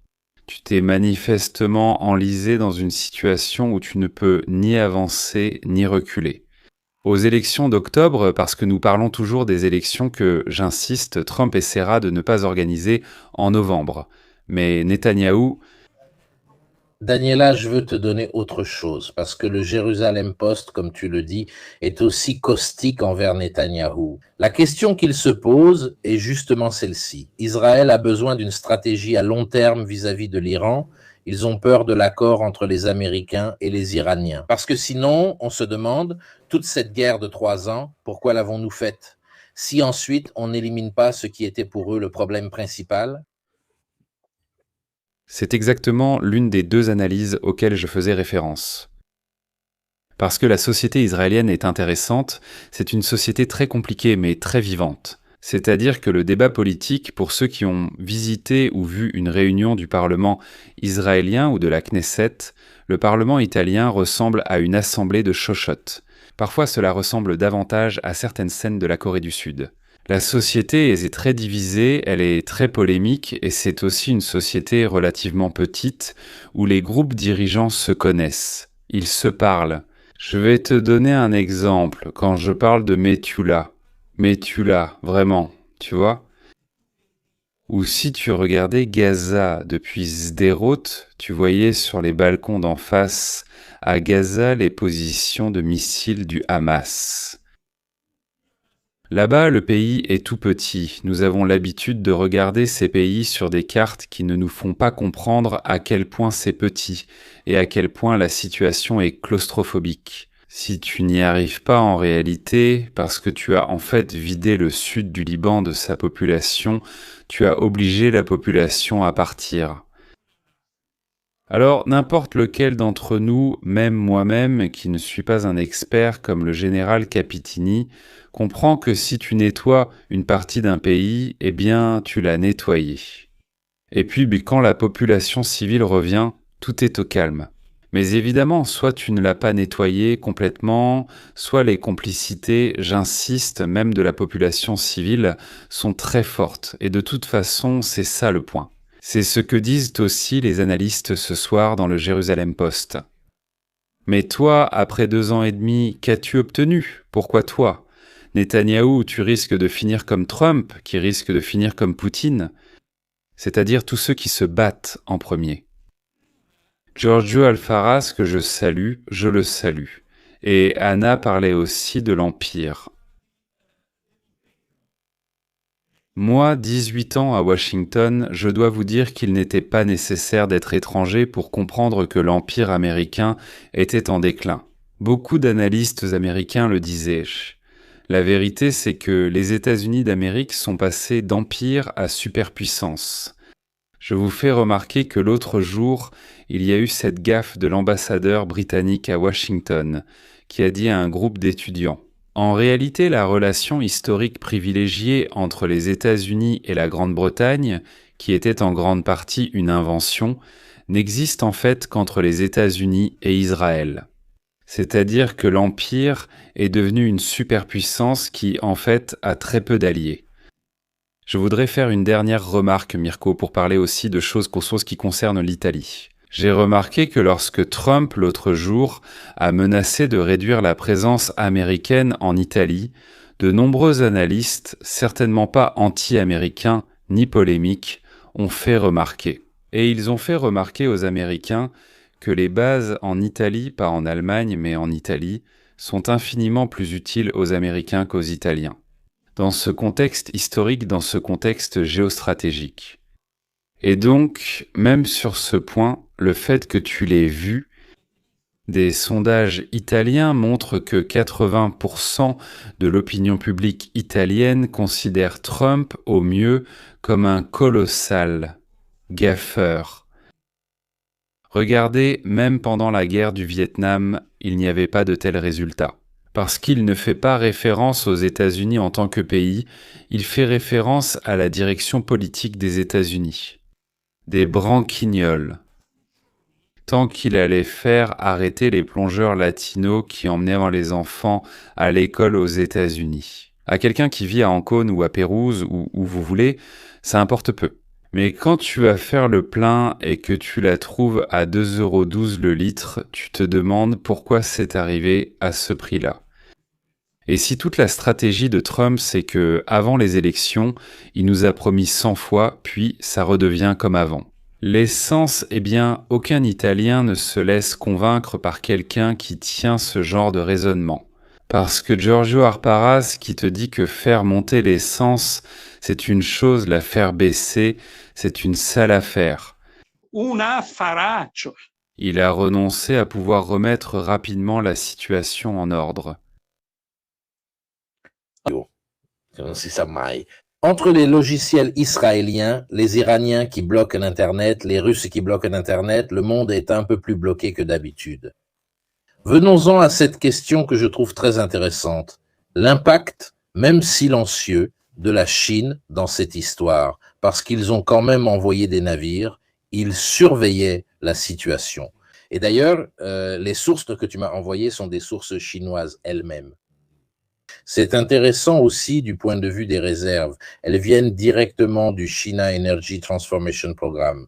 Donc nous savons que ce sont des sources déclarées par eux. Je t'en prie.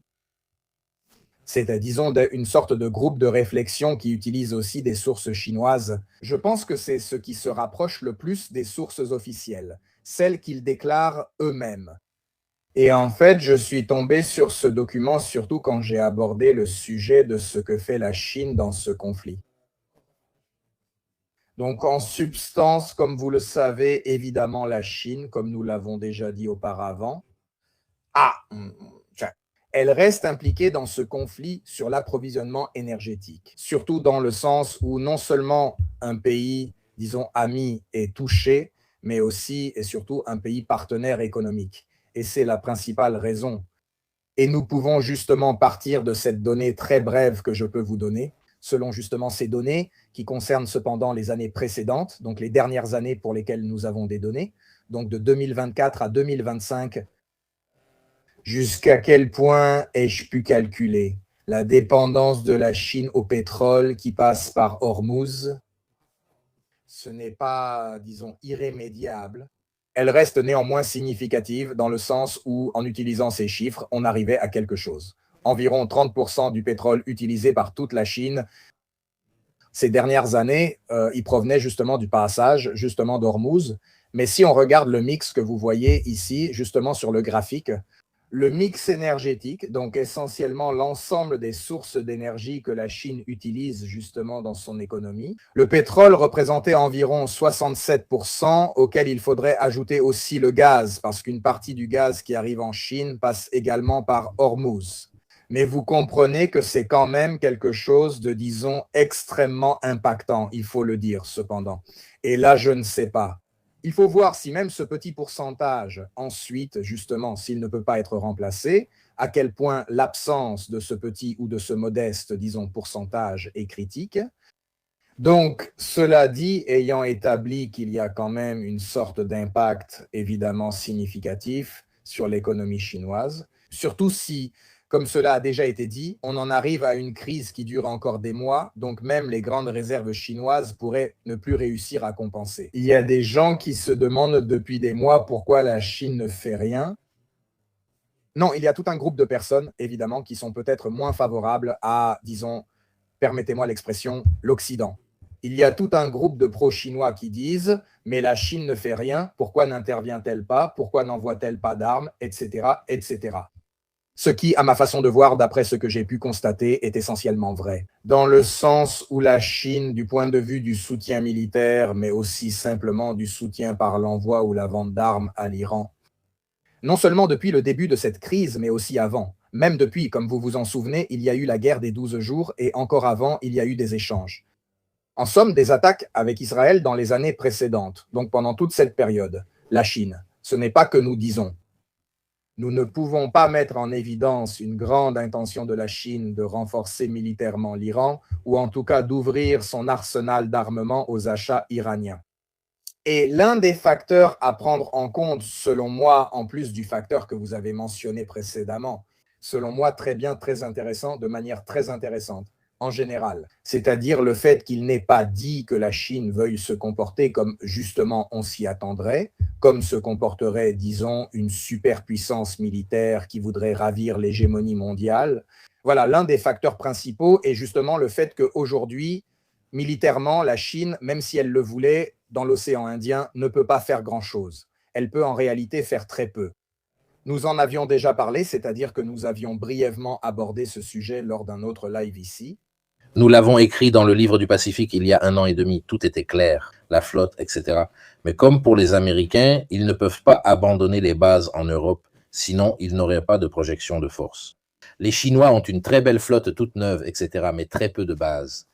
Exactement. Oui, en gros, tu as résumé ce que j'allais dire. Dans le sens où tu as le don de la synthèse, c'est parfaitement ciblé. Le point, c'est que la Chine possède cette flotte non seulement nombreuse, mais aussi coûteuse. Ils y ont aussi investi énormément d'argent ces dernières décennies, mais elle s'est beaucoup modernisée au cours des dernières décennies, très performante, la deuxième au monde. Et même près de ses propres côtes, donc dans le Pacifique, évidemment près de la Chine, elle est déjà capable, selon de nombreux analystes, d'avoir certaines chances de gagner un affrontement contre l'US Navy pour Taïwan. Cependant, si l'on se place dans un scénario comme celui de l'océan Indien, ou en tout cas vers le détroit d'Ormuz, la Chine est fortement limitée, comme justement l'emploi de forces navales. Premièrement, par le manque de bases. Deuxièmement, par le manque d'une flotte de ravitailleurs à long rayon d'action, ce qui est une autre chose qui la différencie de l'US Navy, un autre de ses points faibles en un certain sens. Parce qu'autrefois, même l'Union soviétique, vous l'avez vu tout à l'heure, cette carte montrait déjà un réseau, disons, plus étendu de bases par rapport à ce que la Chine possède aujourd'hui. Et c'était aussi un point faible de la marine soviétique. Cependant, comme vous pouvez le voir, elle avait déjà un réseau assez conséquent de bases navales, ou en tout cas des pays qui, selon les accords qui avaient été conclus, auraient dû en substance permettre le ravitaillement des navires militaires soviétiques pendant la guerre froide. La Chine aujourd'hui ne possède qu'une seule base militaire et navale en dehors de son territoire, qui est celle de Djibouti. Voici une petite base ouverte en 2017, si je ne me trompe pas. Elle dispose d'un quai qui peut accueillir 34 navires militaires ou bien un grand navire militaire comme un porte-avions. Et pourtant, il l'utilise, évidemment. À ce jour, la Chine déploie pratiquement en permanence un petit groupe naval dans l'océan Indien, composé essentiellement d'une paire de navires soutenus par un ravitailleur. Et cela dure depuis de nombreuses années. Mais dans le cas d'un conflit hypothétique, et c'est là qu'on remarque que la Chine ne peut même pas essayer de agiter cette menace. Dans ce secteur, cette base serait d'abord difficilement utilisable car à Djibouti, il suffit de regarder la situation sur place. Il y a la base chinoise, mais il y a aussi toutes les bases occidentales qui sont même plus grandes et surtout Djibouti. Il est essentiellement impossible de la ravitailler dans un scénario de guerre du côté chinois. Elle n'a même pas de piste assez longue pour faire atterrir de gros avions et elle ne dispose pas non plus de défense importante. Donc, à part cette petite base, la Chine devrait essentiellement envoyer une task force navale depuis ses propres eaux et continuer à la ravitailler avec sa flotte de navires de ravitaillement. Mais pour faire court, elle est très limitée. Donc, la Chine ne possède pas seulement des navires de combat modernes de qualité, mais aussi un grand nombre de navires de combat. Cependant, elle ne dispose pas d'une flotte de ravitaillement adéquate pour opérer loin de ses propres eaux pendant des semaines ou des mois. En substance, que pourrait-on estimer que la Chine pourrait faire à court terme si tant est qu'elle le fasse, ce qu'elle ne fera pas, probablement, si elle voulait effectivement menacer d'une intervention militaire, elle pourrait au maximum soutenir, d'après ce que nous savons de la capacité de ces navires de ravitaillement, probablement 2 ou 3 petits groupes, c'est-à-dire 2 ou 3 paires plus ou moins de chasseurs, de troupes, de destroyers, de frégates, vraiment très peu, si l'adversaire est l'US Navy, avec ensuite tous les alliés et tout le soutien des bases, en substance de la coalition. Donc la Chine, il faut garder cela à l'esprit d'un point de vue militaire. Elle ne peut même pas essayer de jouer cette carte-là, d'un autre côté. Et je reviens à ce qu'a dit Capitini tout à l'heure. Le fait qu'elle soit dans cette situation aujourd'hui signifie que la Chine n'a pas envisagé de jouer cette carte. Quand justement elle construisait une marine qui est formidable dans le Pacifique, mais qui n'est pas conçue pour projeter sa puissance dans d'autres océans. Donc c'est aussi un élément à prendre en compte. Et pour conclure sur la Chine, un fait intéressant, disons anecdotique, c'est sorti ces dernières heures ou ces derniers jours. Enfin, un nouvel armement chinois est utilisé dans ce conflit, ce qui est amusant. Une photo de cet armement chinois est sortie. Il s'agit pratiquement de l'un des prototypes de défense anti-drone laser produits par les Chinois ces dernières années. Mais aucune photo n'est sortie de ce système en service iranien. Mais aux Émirats arabes unis, en substance, il est apparu que les Émirats arabes en ont acheté quelques-uns et qu'ils sont en train de les tester ou de les utiliser contre l'Iran dans ce conflit. Donc cela vous fait aussi penser à l'aide la plus réelle et la plus, disons, cinétique qui a été prise sur le fait. Ce n'est pas du côté iranien. Ce n'est pas vrai qu'ils ne font absolument rien, dans le sens où l'Iran, en tout cas, c'est-à-dire la Chine, fournit à l'Iran des composants pour l'industrie. Évidemment, ils commercent, et aussi l'un des navires que les États-Unis avaient abordé lors du blocus naval. Il semblerait qu'il contenait des composants chinois pour la fabrication de missiles. Donc ce n'est pas vrai qu'ils ne font absolument rien. Mais comme vous le voyez, ce n'est pas vraiment un comportement, disons, de superpuissance qui veut faire la guerre. Voilà, et je conclurai en fait sur une autre chose, une autre question, à mon avis intéressante, parce que nous avons parlé tout à l'heure de comment. De la différence, justement, disons, d'image qui ressort de ce conflit entre les grandes puissances, c'est-à-dire la Chine, justement, qui apparaît un peu comme peut-être relativement désintéressée, mais quand même une puissance qui est un peu une sorte d'adulte dans la pièce, semblerait-il. Donc elle ne fait pas d'escalade, elle reste dans son coin, disons ainsi, et n'agresse absolument pas l'autre partie dans ce cas, les États-Unis. Nous avons parlé avant tout d'une fiasco militaire car c'est quand même une puissance du rang et des dépenses que font les États-Unis dans le domaine militaire. On ne s'attendait pas à cela. Mais surtout, nous avons parlé à juste titre, selon moi, de la perte de crédibilité de ce qui devrait être la superpuissance mondiale, le gendarme du monde. Ou en tout cas, même du point de vue de l'économie mondiale, celui qui garantit l'ordre et le bien-être dans l'économie mondiale. Parmi les différentes pertes de crédibilité, nous en avons oublié une grande ce soir, selon moi, qui est un autre élément que vous voyez, je souris. Mais en réalité, il n'y a pas de quoi rire. Dans le sens où, parmi les nombreuses déclarations fracassantes de Donald Trump ces derniers temps, il y en a eu une assez curieuse cette semaine. Il me semble que nous avons déjà mentionné le nom du Project Freedom précédemment, c'est-à-dire essentiellement dimanche dernier, entre dimanche et lundi. Donald Trump a publié ce post sur son réseau social dans lequel il disait qu'il lançait ce soi-disant Project Freedom. En substance, il donnait en quelque sorte le feu vert à la flotte commerciale de nombreux pays bloqués dans le Golfe, comme vous pouvez l'imaginer, avec aussi une tragédie humanitaire car tous les équipages de ces navires sont bloqués.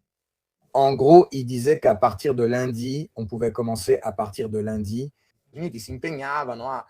pour faciliter la sortie de ces navires marchands, le détroit d'Ormuz était en partie rouvert. En substance, on encourageait une tentative de franchissement du blocus iranien et il le présentait d'ailleurs comme une sorte d'accord conclu avec l'Iran. Il ne disait pas « on essaie, on y va, on se bat ». Mais avec Trump qui lance sans cesse des déclarations chaque semaine, cela n'a pas beaucoup fait de bruit. Mais à mon avis, c'est un autre énorme signe de manque de fiabilité à un niveau embarrassant. Dans le sens où, si on regarde ce qui s'est passé déjà 1 heure avant son poste, donc évidemment, il avait au moins préparé ce coup 1 heure avant son poste, un navire marchand a tenté de passer par Ormuz du côté où Donald Trump disait justement qu'il y aurait ce nouveau corridor, et il a été attaqué par les Iraniens. Dans les 2 jours suivants, d'autres navires marchands ont essayé aussi. 3 autres navires ont été touchés, 2 ont été frappés alors qu'ils tentèrent le passage, et 2 autres près des côtes des Émirats arabes unis. Donc l'Iran, en substance, non seulement n'était pas d'accord, mais il a aussi réussi à frapper précisément les navires qui ont tenté de faire ce que Trump disait qu'il était possible de faire. Trump avait aussi dit que la marine américaine escorterait, protégerait ces navires, mais si jamais ils ont essayé de le faire, cela n'a pas fonctionné. Dans tout cela, le seul élément réussi, on pourrait dire américain, dans ce Project Freedom jusqu'à aujourd'hui, c'est l'entrée. Il semble que même ici, ce n'est pas vraiment à 100%. Mais il semblerait que 2 destroyers américains, à ce moment-là, alors que les cargos tentèrent de sortir, soient entrés dans le Golfe et, à ce jour, ils devraient justement être à l'intérieur du Golfe. Une petite précision, si tu me permets, justement sur cette histoire du « nous allons vous escorter », la marine des États-Unis n'a pas dit « nous allons vous escorter ». Elle a offert une sorte de parapluie à moyenne et large portée, assuré par les avions, le contrôle satellitaire et en mer par quelques hélicoptères contre les petites embarcations. Cela ainsi que la recommandation de rester près des côtes d'Oman pour éviter d'être exposé aux mines.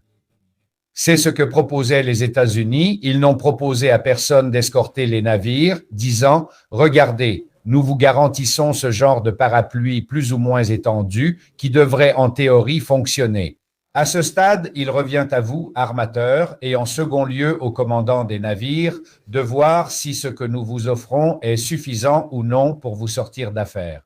L'habillage publicitaire, c'était « Nous le faisons non pas pour forcer le blocus que nous avons nous-mêmes instauré, mais pour permettre aux équipages de manger, de boire et de reprendre une vie normale, comme un geste humanitaire. » Les armateurs et commandants du Golfe lui ont répondu « Oui, cela nous fait plaisir, nous en tiendrons compte et vous tiendrons informés. » Parce qu'en pratique, presque personne n'a pris au sérieux l'offre en termes de sécurité de la navigation pour ce court tronçon de mer. Ceux qui l'ont prise au sérieux, tu l'as bien rappelé, qu'est-ce qui leur est arrivé? Disons que c'était un plan que la marine des États-Unis elle-même disait. Regardez, nous ne pouvons escorter personne à l'intérieur d'Ormuz. Excusez-moi l'incursion. Non, en réalité, c'est utile parce que je m'en souvenais probablement mal. Je suis allé retrouver le tweet. Effectivement, je suis peut-être trop optimiste parce qu'il dit « Nous allons vous aider à vous sortir de ce désastre en substance. » Donc, disons que nous allons vous montrer la voie. Allez-y en premier, exactement. Là. Écoute la voix. Oui, viens vers moi. Je suis celui qui agite les bras hors du champ de mine. Voilà, c'est moi. Cela dit, en effet, tous les navires qui ont été touchés semblent l'avoir été précisément sur cette route près d'Oman qu'ils ont indiqué. Donc, encore un grand coup. Et c'est un autre point sur lequel Iraniens et Américains sont en partie d'accord. C'est que ces 2 destroyers semblent ne pas avoir été touchés. Parce que nous n'avons pas de preuves qu'ils aient été frappés par les Iraniens, mais ils ont tout de même été pris pour cible. C'est-à-dire que les Américains disent qu'ils sont entrés, évidemment de façon glorieuse, amenés par des hélicoptères sous le feu ennemi, et qu'ils ont réussi, mais les Iraniens ont aussi dit quelque chose du genre « Nous leur avons tiré des coups de semonce ». Donc ici aussi, la vérité est difficile à comprendre, mais il est probable qu'ils soient effectivement entrés. J'ai aussi trouvé une image satellite de ce qui semble être ces 2 destroyers le lendemain dans le Golfe. L'image n'est pas très nette car ce sont des satellites à basse résolution. Leur longueur paraît correspondre, mais on n'en est pas sûr. Tout cela, justement, cette affaire. Trump a d'ailleurs ensuite fait un autre post en disant non. En réalité, puisque le Pakistan nous l'a demandé, les négociations se passent si bien. Nous interrompons ce passage sans en connaître la raison exacte, mais essentiellement car cela gênait les négociations. Évidemment, et c'est, disons, la dernière, en quelque sorte, la dernière affaire Trump, je dirais, de cette semaine. Peut-être, mon Dieu. Celle qui arrive en ce moment, il y en aura peut-être d'autres, mais c'est un autre gros coup. Voilà, vous voyez l'image satellite. Cela devrait être l'un des deux destroyers, comme on peut le comprendre à partir de cette image horrible. Ce sont les satellites, ceux gratuits, les sentinelles, qui sont cependant très utiles parce qu'ils sont accessibles à tous et passent fréquemment. On peut le comprendre grâce à la longueur, dans le sens où il y a justement une échelle, tu peux calculer la longueur de ce navire et en sachant quelle est la longueur des destroyers américains. Plus ou moins, tu peux procéder par élimination.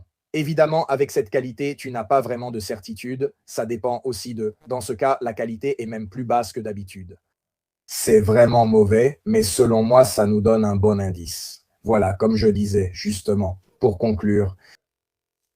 Donc, encore une fois, Trump a laissé entendre à certains que, comme il disait, en général, heureusement, tout le monde ne l'a pas écouté, mais seulement certains l'ont écouté et ils l'ont payé. D'ailleurs, même un navire français a été touché, un porte-conteneur français, imaginez-vous. Pour la deuxième fois, au moins, je ne sais pas s'ils en ont oublié une. Pour la deuxième fois. Trump a dit que le blocus, ou en tout cas, il a laissé entendre que le blocus pouvait être franchi. Cela s'est déjà produit il y a quelques semaines. Je me souviens que nous en avons parlé. C'était déjà arrivé une fois auparavant où Trump avait fait un tweet dans lequel il laissait essentiellement entendre à nouveau qu'on pouvait passer. Et l'Iran avait aussi frappé les navires, ou en tout cas repoussé et menacé les navires. Donc je me demande à ce stade, quoi que dise Trump à partir de maintenant. Comment peut-on, au niveau diplomatique, mais aussi au niveau des entreprises commerciales, accorder le moindre crédit à ce qu'il dit? En effet, les dernières nouvelles datent d'il y a 1 minute. Il est 22h29, celle-ci a été publiée à 22h28. Nous ne sommes pas loin, mais il n'y a toujours pas d'accord. Axios rapporte cela, citant des sources de la Maison-Blanche. Le gouvernement espère une avancée diplomatique avant la fin du voyage de Trump en Chine, prévu pour vendredi prochain. Ensuite, il change, je ne sais pas. Si à cette date aucun accord n'a été trouvé, selon les sources, le président pourrait à nouveau envisager l'hypothèse d'ordonner une action militaire. Je ne sais pas. Ce sera le 86e report d'une attaque, donc maintenant même ce report devient une habitude. Non, parce que après, si tu bluffes avec la menace militaire, tu ne peux pas le faire indéfiniment car tu perds complètement ta crédibilité. Ensuite, imaginons d'ailleurs si jusqu'à aujourd'hui, nous avons vu que plusieurs fois, lorsqu'il y avait la guerre, disons à haute intensité, il y a quelques mois, nous avons entendu à plusieurs reprises de sources israéliennes ou américaines qu'elles disaient essentiellement avoir détruit la majeure partie des missiles, des lanceurs, en somme, des armes iraniennes. Et puis cela ne s'est pas produit. Pas à ce point, au point qu'aujourd'hui, je lisais même un article d'un grand quotidien américain dont je ne me souviens plus du nom. Il a baissé même le pourcentage de lanceurs détruits à 20% ou quelque chose comme ça. Donc il disait qu'en réalité, une grande partie de l'arsenal iranien avait été remise en état. Mais tout cela pour dire quoi? Qu'avec une attaque plus ou moins, je ne dis pas surprise, mais en tout cas une attaque pas forcément par surprise, mais en tout cas menée d'un seul coup, imaginez une attaque demain. Après tous ces avertissements, tout ce temps pour se préparer, l'Iran sera évidemment préparé. Il y aura peu de choses à bombarder, à part ce que tu ne peux pas cacher. Ils auront tout déplacé, ils auront dispersé ce qui pouvait l'être, ils auront caché, puis remis en place à nouveau. Il aura aussi d'ailleurs remarqué lors des attaques précédentes où il était vulnérable, où il l'est moins, où par exemple les Américains parviennent à effectuer plus de sorties aériennes et où toutes ces questions arrivent moins souvent. L'Iran, évidemment, ces semaines-ci ne fait que cela. Les militaires iraniens se préparent au deuxième chapitre de ce conflit et il est difficile d'imaginer qu'ils soient moins préparés que pour le premier. Ils font aussi autre chose qui est assez important, ils affinent leur propre processus de ciblage. C'est-à-dire maintenant, cela concerne la partie défensive, comment se mettre à l'abri du coup qu'ils pourraient recevoir. La deuxième partie, c'est comment réussir à frapper là où ça fait le plus mal. Vu les expériences qu'ils ont accumulées pendant ce mois de guerre, qu'est-ce qui a été mal fait? Quel type de missile aurait pu mieux fonctionner ou n'aurait pas pu être utilisé? Et peut-être qu'on en envoie 3 au lieu de 2. Tout ce qu'on a appris pendant cette période et l'affinement, la mise au point, peut-être le processus d'identification des cibles en fonction de la vulnérabilité stratégique. C'est-à-dire qu'ils ont peut-être affiné le plan en se disant, d'accord, selon vous, si nous soumettons Israël à une attaque massive, vraiment en 4 jours, qui rase, je ne sais pas, le port de Haïfa, ici les usines de dessalement, les 2 raffineries qu'ils possèdent, on se concentre sur ces aspects. Combien de temps cet État peut-il tenir ou résister? C'est ce que je voulais dire. Ce mois-ci a beaucoup servi à élaborer des plans qui sont faits sur la base d'expériences réelles, pas acquises il y a 1 an. Donc il y a aussi le volet offensif, pas seulement le volet défensif. Absolument, d'une certaine manière. On dit souvent que chaque armée est prête à combattre la guerre précédente, mais dans ce cas, c'est la guerre d'aujourd'hui. Parce que si on recommence vraiment en ce moment, ils sont vraiment prêts à mener la guerre encore mieux, qui a essentiellement les mêmes caractéristiques qu'il y a 2 mois.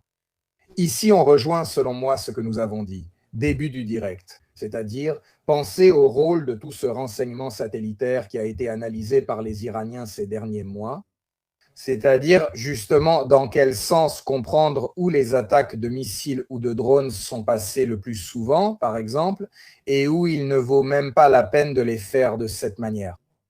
Si justement une défense antibalistique a montré, je ne sais pas, disons que la défense israélienne s'est révélée très efficace, au passage, un salut au chat du général. Si la défense s'est révélée très efficace contre certains types de missiles à moyenne portée, peut-être que l'Iran pourrait décider de ne plus les gaspiller contre ce type de cible et de les utiliser contre d'autres. À l'inverse, si une défense s'est avérée inefficace contre, par exemple, des missiles bon marché, drones suicides, l'Iran pourrait ne pas gaspiller de missiles coûteux dont il dispose en quantité limitée, mais utiliser uniquement des drones suicides, là où l'on sait que l'ennemi n'a que cette défense. Il y a donc tous ces calculs, ou un autre exemple qui me vient, ils l'ont peut-être surtout remarqué grâce à l'expérience. Jusqu'à quelle portée plaçons-nous le groupe de porte-avions américain? Habituellement, il repère le drone que tu envoies en reconnaissance et il est abattu à plusieurs dizaines de kilomètres. Il est détecté et descendu.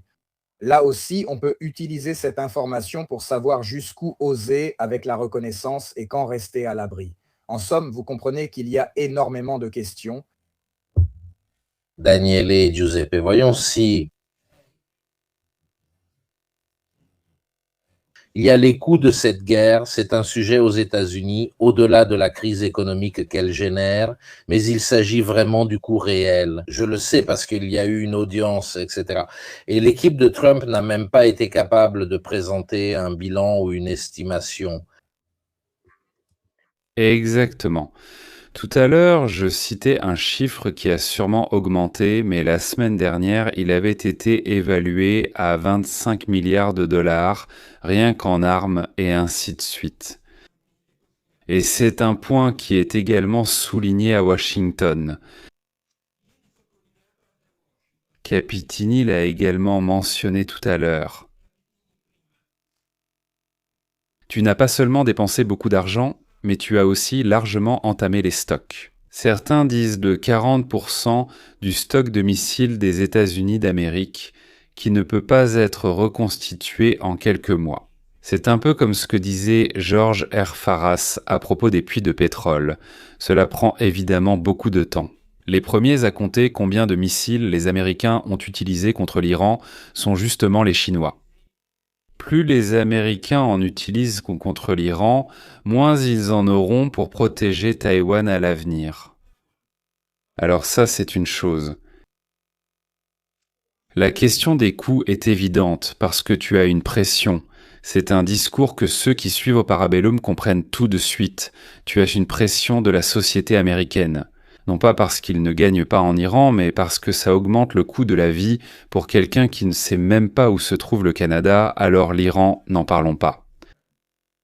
Et donc la pression de la société ces derniers jours sur une partie des parlementaires républicains. Vous avez probablement vu que ces derniers jours, il y a eu une nouvelle réunion de Donald Trump avec eux, lors de laquelle il a répété ce qu'il avait dit en janvier. C'est-à-dire, il l'a reconnu. Il vote aux États-Unis d'Amérique, nous perdons la Chambre, mais ce matin, il y avait une analyse très intéressante dans le Washington Post qui disait « Aujourd'hui, il risque même de perdre le Sénat ». Cela ne signifie pas seulement un revers politique, cela implique aussi qu'une personne ira en prison.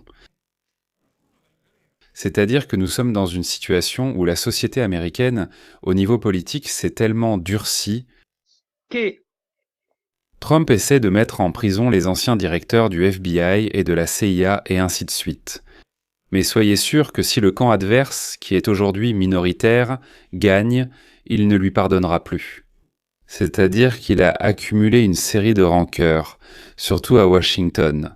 Washington compte des milliers d'anciens collègues de Capitini, des milliers de généraux du Pentagone, de dirigeants du FBI, de la CIA qui ont été là. Environ 300 000 employés fédéraux ont été licenciés l'année dernière par Musk, mais surtout à Washington, il y a une multitude de hauts dirigeants jetés à la rue qui n'attendent qu'une chose, prendre leur revanche. S'ils perdent dans les élections républicaines, et aujourd'hui, ils les perdent. Donc on commence à entendre, justement sur la question que tu poses, les coûts de la guerre, on commence à entendre cela, surtout dans certains podcasts américains. Le discours de l'électeur moyen américain qui dit « Mais excusez-moi, vous avez coupé la couverture santé. Mais vous aviez promis, parce que c'est ce qui intéresse tout être humain, mais vous aviez dit que les médicaments américains, qui coûtent moins cher, honteux, disons-le ainsi, honteux par rapport au reste du monde. Et ce n'est pas vrai, le coût de l'argent, vous m'avez dit. » Ensuite, vous avez démantelé le peu d'industrie automobile, de Tesla et ainsi de suite, qui faisaient concurrence aux Chinois. Aujourd'hui, ça m'arrangerait beaucoup d'avoir une voiture électrique. Vous m'avez ramené à l'énergie fossile, donc en retirant l'Amérique de la concurrence. J'ouvre un boulevard aux Chinois, laissant l'Américain faire face à une énergie fossile qui coûte de plus en plus cher, qui pollue de plus en plus. Et tu dis, mais en échange de quoi l'administration Trump a-t-elle fait cela ? Il est évident ces derniers jours que la question qui était facile à prévoir. Plus on s'approche des élections de mi-mandat, plus l'opinion publique américaine demande à ses représentants. Avec cette histoire de la guerre contre l'Iran, où voulez-vous en venir ? C'est évident, nous n'en avons pas parlé. Mais aussi cette visite de Rubio chez le pape. Attention, dans les sondages, quand Trump l'autre jour est revenu à insulter le pape, les 2/3, même parmi les républicains, lui ont dit « Mais tu es fou ». Ce sont les Américains qui le lui ont dit, pas n'importe qui. C'est-à-dire qu'il y a une faille dans la société américaine en ce moment au sujet de l'économie, mais aussi de l'approche même de Trump. Vous avez peut-être vu qu'ils ont inauguré le premier aéroport en Floride qui porte son nom, mais ce n'est que le premier. Parce qu'ensuite, qu'a-t-il fait ? Il demande aussi de changer le nom de l'aéroport de Dallas et de la Penn Station de New York. Il a dit « Sinon, je ne vous donne pas les financements fédéraux ». Alors tu comprends, jour après jour, c'est la situation économique comme dans tous les pays du monde qui change la vie.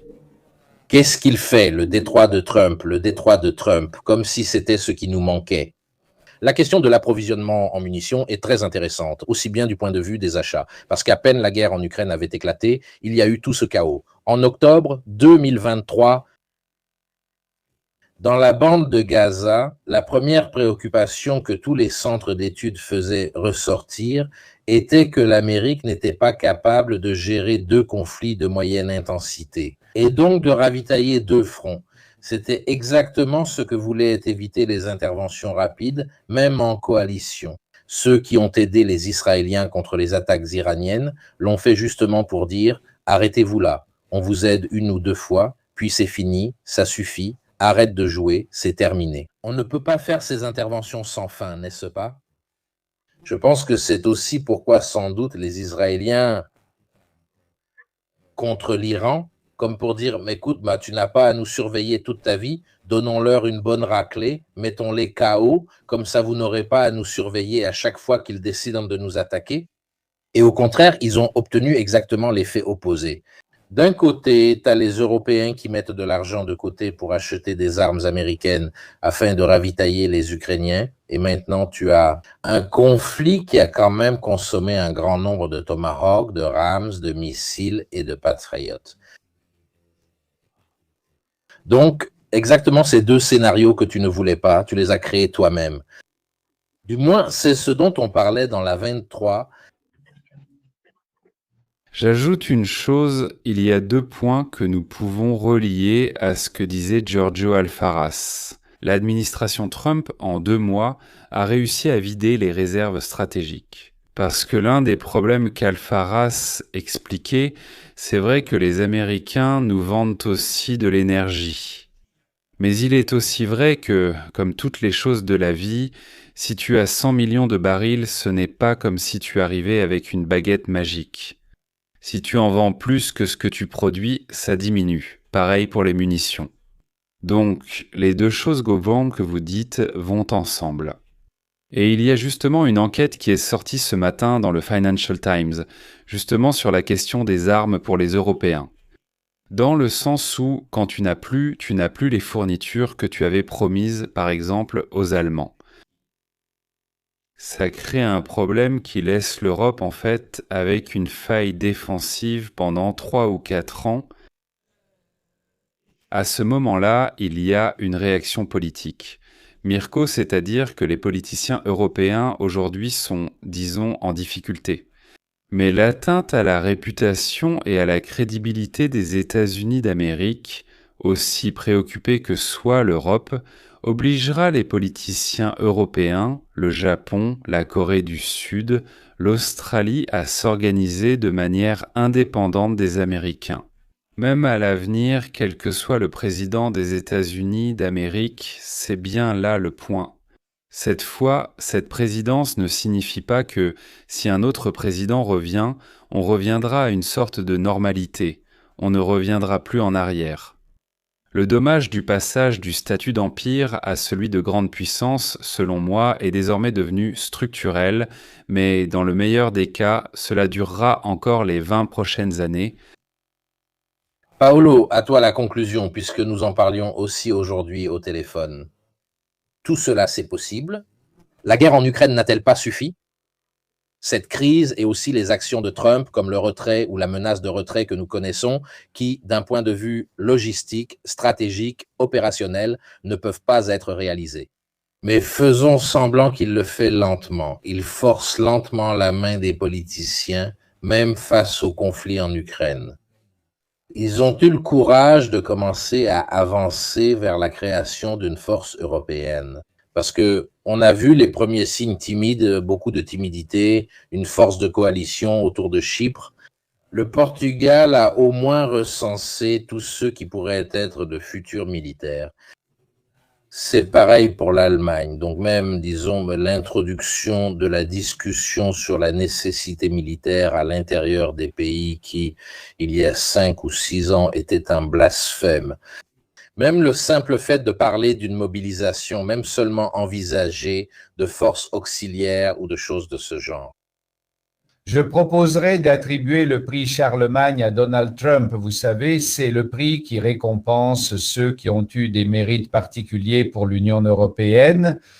Car ce que Trump a accompli à l'égard de l'Union européenne, nul ne l'avait réussi auparavant. Personne, tout simplement, n'a ôté toutes les certitudes, comme le disait bien Daniel Moreau. C'est une suppression, elle ne sera pas rétablie par celui qui viendra après. Ce n'est pas qu'il faut juste attendre que ça passe.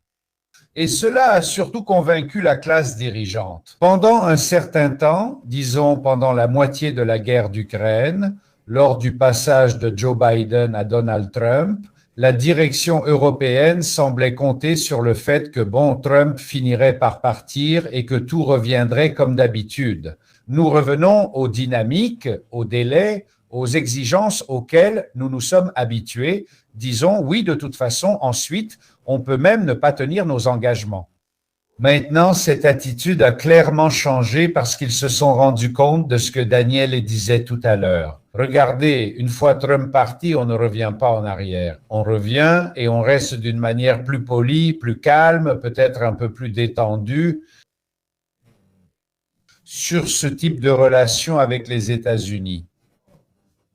Le problème, c'est que nos classes dirigeantes n'ont pas été formées pour gérer des situations d'urgence et surtout, elles n'ont pas été formées pour gérer des urgences de ce niveau. C'est-à-dire que nous décidons de réaffecter une partie significative du budget des États. Parce que, je le rappelle, l'Union européenne est un accord interétatique, c'est tout. Ce n'est pas un État qui décide d'investir ici ou d'investir là-bas. Donc, nous devons demander à tous les États européens de consacrer une partie significative de leur produit intérieur brut au réarmement. Seulement, nos classes dirigeantes doivent justement tenir compte du fait qu'elles doivent encore être élues, qu'elles doivent se présenter aux élections, et cela concerne la partie politique intérieure. Mais ce qui manque surtout, c'est que nous n'avons aucune idée de ce qu'il faut faire, qu'il faudrait faire quelque chose. Tout le monde est d'accord quand on pose la question suivante. Oui, mais que devons-nous faire? Et eux? Là, on commence à sombrer dans la confusion totale. Parce que tout commence par l'identification de la menace, quelle qu'elle soit, ou de la série de menaces crédibles pour l'ensemble de l'Europe, de ses frontières avec la Fédération de Russie à ses frontières avec l'Atlantique? Quoi? Quelles sont les véritables menaces qui déstabiliseront une Europe peu protégée par les États-Unis dans les 20, 30, 40 prochaines années? C'est une bonne question, car selon la réponse que l'on donne à cette question, quelles seront les menaces? On établit les doctrines, c'est-à-dire comment on apprend à connaître les menaces et on détermine avec quoi y faire face. C'est-à-dire, quelle est la politique industrielle militaire qui fournira à l'Europe les moyens de mettre en œuvre la doctrine nécessaire pour contrer les menaces? C'est le processus logique, mais c'est un processus qui n'existe pas encore. En pratique, c'est comme voir un poulet sans tête courir quelque part sans savoir quoi faire. Nous savons qu'il y a quelque chose à faire, mais personne ne sait quoi. Ils sont en train de nous botter le cul, Paolo, mais il n'y a pas... Non, tu as bien dit, ils sont en train de nous botter le cul, c'est la partie dirigeante, mais le cul, je veux dire, en fait, c'est ça. En l'absence de cerveau, tu frappes la seule partie avec laquelle ils résonnent. Donc, ils résonnent déjà avec cette partie en plus. Tu les frappes aussi à coups de pied, imagine. Quelle confusion. Le problème se posera en revanche très sérieusement pour nous, Européens, nous citoyens des différents États européens, parce que la question qui nous sera posée est la suivante.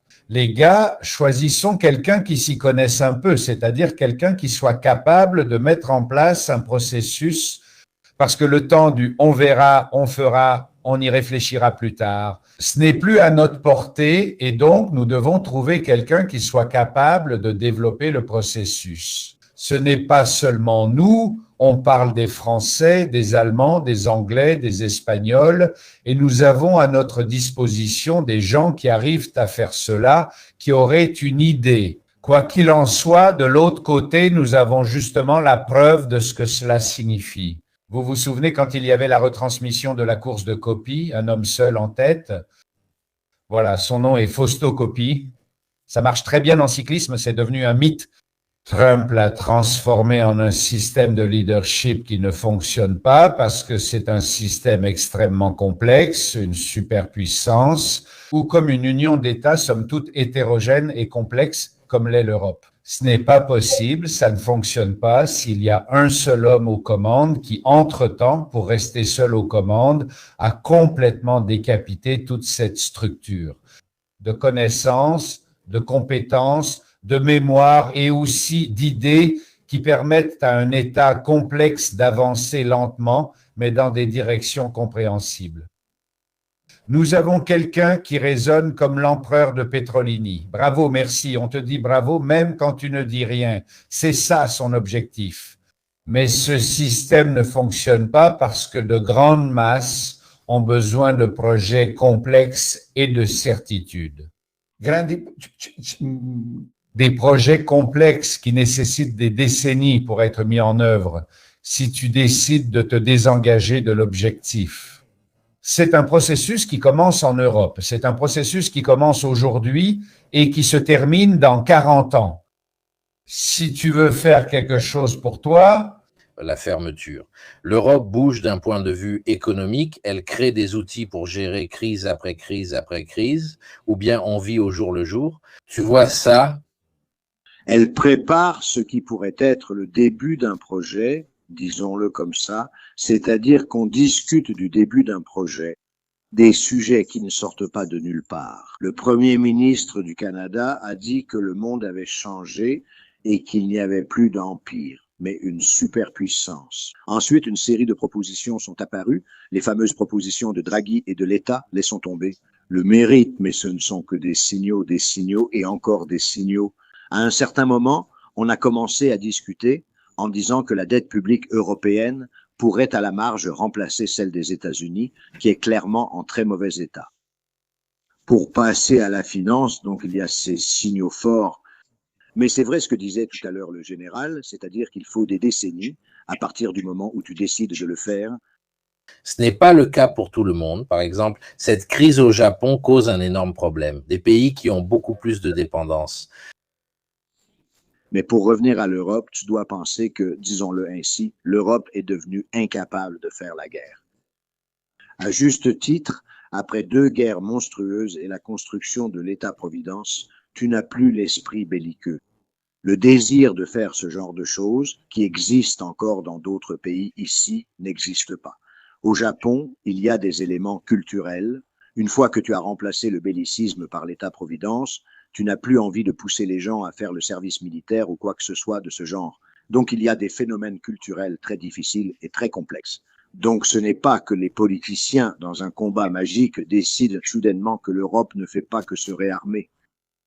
Qu'un des 3 projets de Draghi, en plus, entre dans la haute technologie. Le 2e projet et le 3e devient aussi écologique.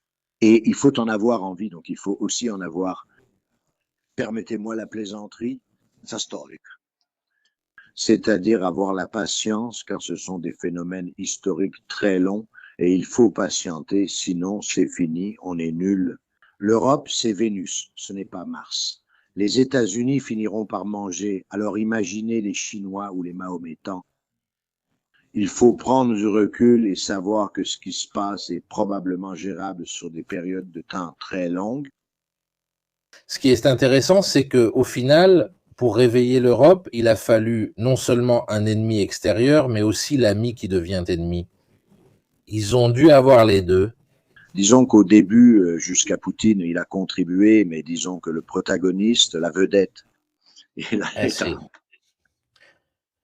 Alors, je remercie tout le monde pour cette soirée. Donc, Eduardo Fontana, toutes les sources sont en description, donc allez voir si vous voulez. Il y avait d'autres choses, Daniele Moro qui a réussi à se connecter, donc on y arrive, Giorgio Arfaras pour ses analyses économiques, et le général Paolo Capitini qui courait chez lui à Nepi juste pour faire cette connexion. Donc, on arrive toujours à faire les choses. Au final, on se voit dimanche. Je salue aussi le micro-chat et le... Micro-chat qui regarde la caméra, à mon avis, il devient un peu diva. Petit peu. Bonne nuit. Bonne nuit.